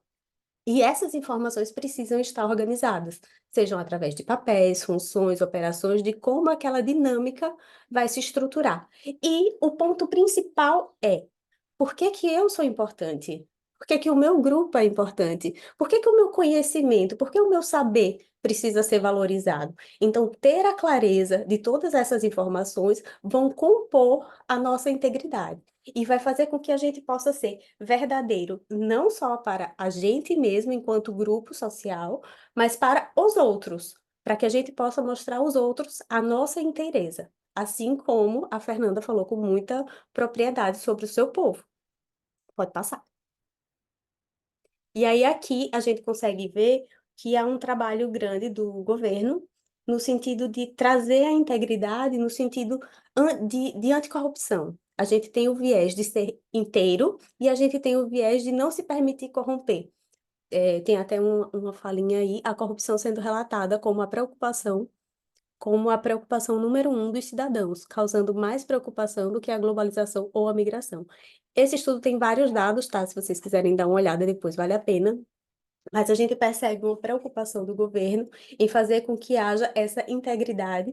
Há, inclusive, vários projetos de trazer essa integridade, essa inteireza para as empresas e para os contextos. Por favor, Aline. O segundo tópico é com relação à transparência. falar sobre disponibilizar informações verdadeiras, tempestivas, coerentes, claras e relevantes, sejam elas positivas ou negativas, e não apenas aquelas que são exigidas por lei ou regulamento. Informações sobre o desempenho econômico-financeiro e também sobre os fatores ambiental, social e de governança. A promoção da transparência vai favorecer o desenvolvimento de negócios e estimular um ambiente de confiança para os relacionamentos de todas as partes interessadas. Estabelecer essa transparência, comunicar de forma clara e concisa tudo aquilo que a gente é. A gente viu que a gente precisa ser íntegro, mas a gente vai precisar também saber comunicar isso, ser transparente. E aqui a gente tem dois vieses importantes, porque aqui a gente precisa ter a transparência do que a gente é como um todo, e a gente precisa ter a transparência do que a gente vai colocar para os outros. Assim como a gente viu na fala da Fernanda, a gente percebe meio que de forma paradoxal. Tem coisas que a gente precisa comunicar para fortalecer aquela cultura. Mas, por outro lado, tem coisas que a gente precisa manter guardadinha ali, com todas as camadas de proteção, para que elas não sejam perdidas. Então, aqui dentro da transparência, a gente precisa estabelecer critérios de camadas de proteção, o que é meu e que eu preciso ter clareza e conhecimento para o meu grupo, para que isso continue, para que isso permaneça, para que eu consiga passar de geração em geração sem que aquilo se perca, e o que eu vou passar para os outros de forma estratégica, como um agregador cultural. Pode passar.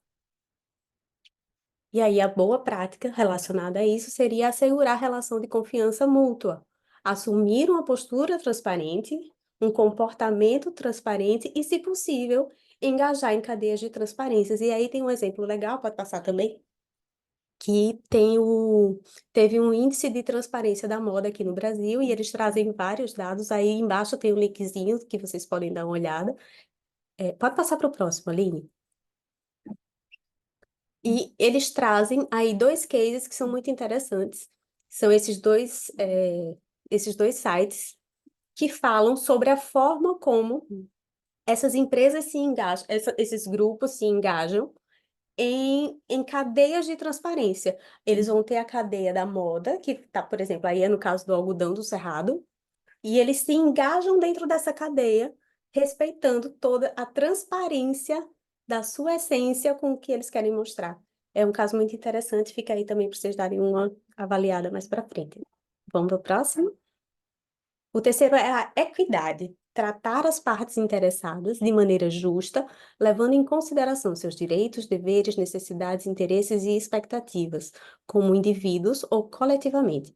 A equidade pressupõe uma abordagem diferenciada, conforme as relações e as demandas de cada parte interessada com a organização, motivada pelo senso de justiça, respeito, diversidade, inclusão, pluralismo, igualdade de direitos e oportunidades. Pode passar. Quando a gente está falando de equidade, a gente está falando de um conceito que não é necessariamente isonômico. A gente não está falando de isonomia em que todo mundo é igual, mas a gente está falando de igualdade de oportunidades. E aqui é interessante que se assegure a participação justa e equilibrada de todos os membros, para que dentro de um grupo quilombola, por exemplo, todos possam se manifestar. Eu concordo com isso. Isso faz sentido. Ou ainda que não tenha poder de decisão dentro do grupo, porque cada grupo vai ter a sua sistemática de funcionamento, mas que seja respeitada, que seja dada a oportunidade de voz, de comentário, que cada um se sinta parte daquele todo. Pode passar, Aline. E aí, pode passar também. E aí a gente vai ver que tem dois aspectos muito relevantes dentro da equidade no âmbito dos conhecimentos tradicionais, que é o sim do consentimento, para que esse sim do consentimento não seja simplesmente um sim em vão, um sim engaiolado, como a gente está vendo aí na imagem, mas que seja um verdadeiro sim ligado à essência do que aquele grupo está priorizando, e que a repartição de benefícios também não precisa necessariamente acontecer de forma igualitária. Ela pode ser uma repartição proporcional à medida do que ficar mais coerente dentro do grupo. Então, a gente precisa ter essa fluidez na repartição e a consciência de fortalecimento desse sim consentido, de que não seja um sim, um consentimento irreal. O quarto item é a responsabilização. É o princípio que vai falar sobre desempenhar suas funções com diligência, independência e com vistas à geração de valor sustentável ao longo prazo, assumindo a responsabilidade pelas consequências de seus atos e omissões. Além disso, prestar contas de sua atuação de modo claro, conciso, compreensível e tempestivo, cientes de que suas decisões podem impactar a organização, suas partes interessadas e o meio ambiente. E aqui, pode passando, e aqui a gente pode trazer o exemplo do cupuaçu que o Henri deu, né? Porque há uma necessidade de que haja uma responsabilização de quem estava tentando ter uma marca, um direito que não era seu. Então, como que fica? Como que essa pessoa, esse grupo vai ser responsabilizado por tentar pegar a marca cupuaçu? Então, uma boa prática aqui que a gente pode ver é definir a estrutura e planejar movimentos. A gente pode perceber o estabelecimento de diretrizes de posturas e de comportamentos. A gente não consegue chegar com clareza, com muita definição, nos resultados. A gente não pode dizer, eu quero ter tal resultado específico. Como que a gente pode limitar isso? Estabelecendo diretrizes de posturas e comportamentos, porque posturas e comportamentos a gente consegue controlar. E controlando posturas e comportamentos, a gente vai ter um, um limitador dos resultados que a gente vai ter. Pode passar. E aqui é interessante a gente ver que a importância do planejamento dentro dessas organizações. Fazer um planejamento, colocar ele em ação, trazer para a parte de checagem, de verificação e, por fim, reaplicar aquilo que está dando certo ou não. Então, aqui nessa parte de checagem, a gente pode perceber que aqui a gente vai ter o estabelecimento das boas práticas e a gente vai ter também a verificação da responsabilização. Então, verificado esses dois itens, a gente fecha esse PDCA e reinicia o ciclo com novas propostas, com novos objetivos de como a gente pode fazer essa melhoria contínua dos nossos processos. E o último princípio é a sustentabilidade, que vai falar sobre zelar pela viabilidade econômico-financeira, reduzir as externalidades negativas e aumentar as positivas, levando em consideração no seu modelo de negócio os diversos capitais, financeiro, manufaturado, intelectual, humano, social, natural, reputacional, isso no curto, no médio e no longo prazo, além de compreender que as organizações atuam em uma relação de interdependência com um ecossistema social, econômico e ambiental, fortalecendo seu protagonismo e suas responsabilidades perante a sociedade.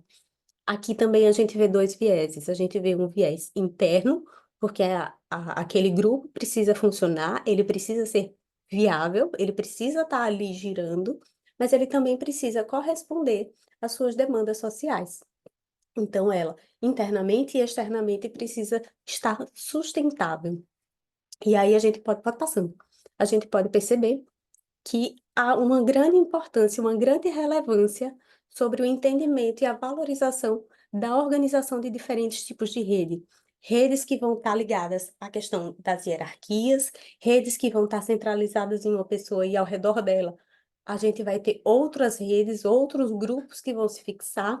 Então, entender a fluidez das redes vai ser relevante para que a gente possa dinamizar e trazer um melhor aproveitamento para esse fluxograma, seja ele interno ou externo. E um exemplo dessa desse intercambiar aí são os ODS, né, que a OCDE promoveu, e aí eu acho que vai ter até uma próxima pessoa que vai falar sobre isso, e também a política da Unesco de colaboração com os povos indígenas. São dois exemplos de grandes instituições trazendo amplas diretrizes. Alguns veem isso como boas práticas, porque elas estão trazendo ali norteadores. Por outro lado, alguns entendem que não seria uma boa prática aplicada, porque não está ali diretamente no dia a dia. Mas fica aí como um exemplo positivo de algo que está demonstrando essa interação. Pode passar. E aí, para fechar a nossa fala, a gente fala sobre a clareza da integridade, a transparência das informações, que vão trazer esse entendimento de como a organização dos conhecimentos tradicionais ela é, e, portanto, vai facilitar a limitação, aqui é meu, aqui eu entendo, por favor, fique aí, criar essa barreira e por isso já há uma minimização desse uso indevido. A participação efetiva, a equidade, cada um vai estar se colocando e se mostrando, e com isso também, e com esse engajamento, a gente também percebe que há uma responsabilização maior de todos os envolvidos, e isso também gera uma minimização do uso indevido dos conhecimentos tradicionais, e a sustentabilidade gera uma cadeia como um todo, que permite essa minimização desse uso indevido. Bom, eram esses os pontos que eu queria trazer. Eu espero que faça sentido para vocês. Eu estou aqui à disposição. Obrigada. Branca, a gente que agradece, você conseguiu, num curtíssimo período de tempo, resumir vários conceitos importantes dentro dessa questão de desenvolvimento sustentável, né? O próprio nome de desenvolvimento sustentável ele, em si, ele já é meio questionável, né? Enfim, essa ideia de que esse crescimento infinito, etc. Mas eu acho que essa tua proposta aí de conciliar, né, esse conceito com uma tentativa de trazer transparência e todos os valores que você colocou é muito importante. Eu queria abrir espaço para uma única pergunta, para a gente não atrasar ainda mais o Luca. Se alguém tiver uma pergunta, pode colocar no chat, ou pode abrir o microfone, mas, claro, primeiro levante a mão. Alguém tem uma pergunta sobre o que a Branca falou?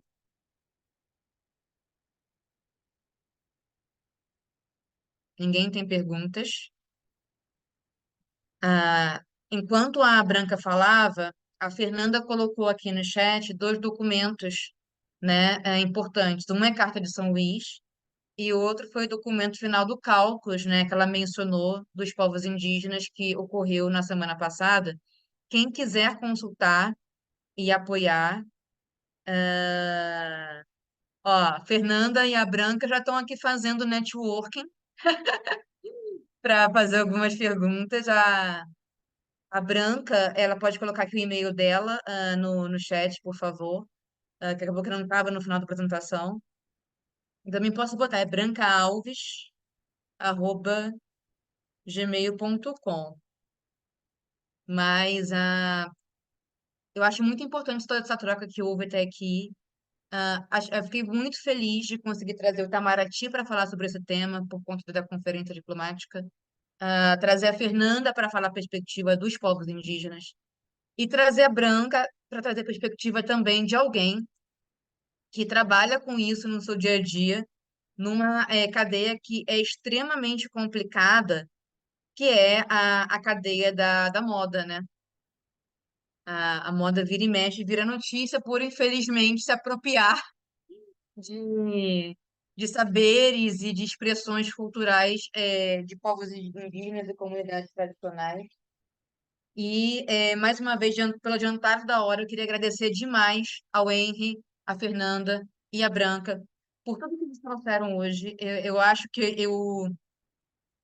eu aprendi muito com todos eles. E antes de passar a palavra para o Luca, eu queria dar um intervalo de 5 minutos, que a gente não teve intervalo hoje ainda, porque as discussões foram tão densas, né? Que não conseguimos ter o intervalo. A gente volta às 11h59, hora do Brasil, com o Lucas Chiru, falando de objetivos do desenvolvimento sustentável, propriedade intelectual e inteligência artificial.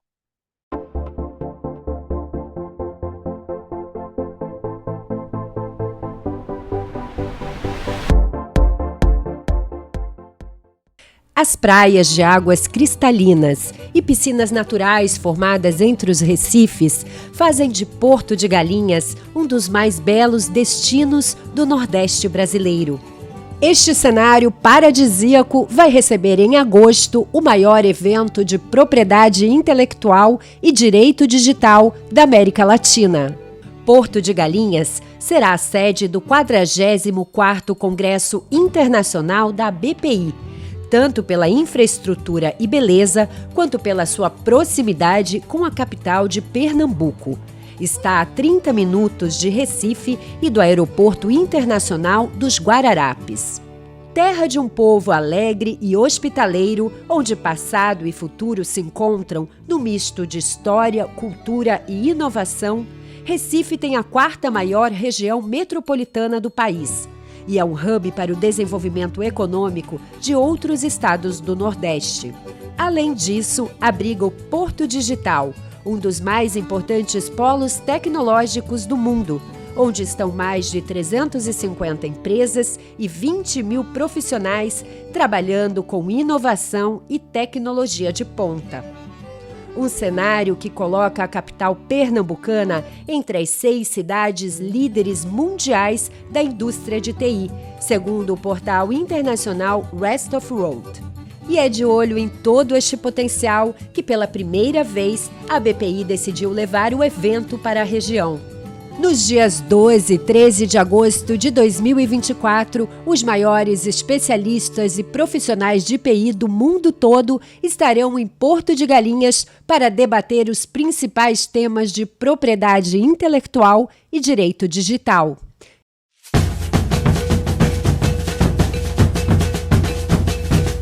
E também, é claro, para muito networking. Não perca a chance de fazer parte desse evento. Junte-se a nós no 44º Congresso Internacional da Propriedade Intelectual da BPI. Estamos ansiosos para te receber lá.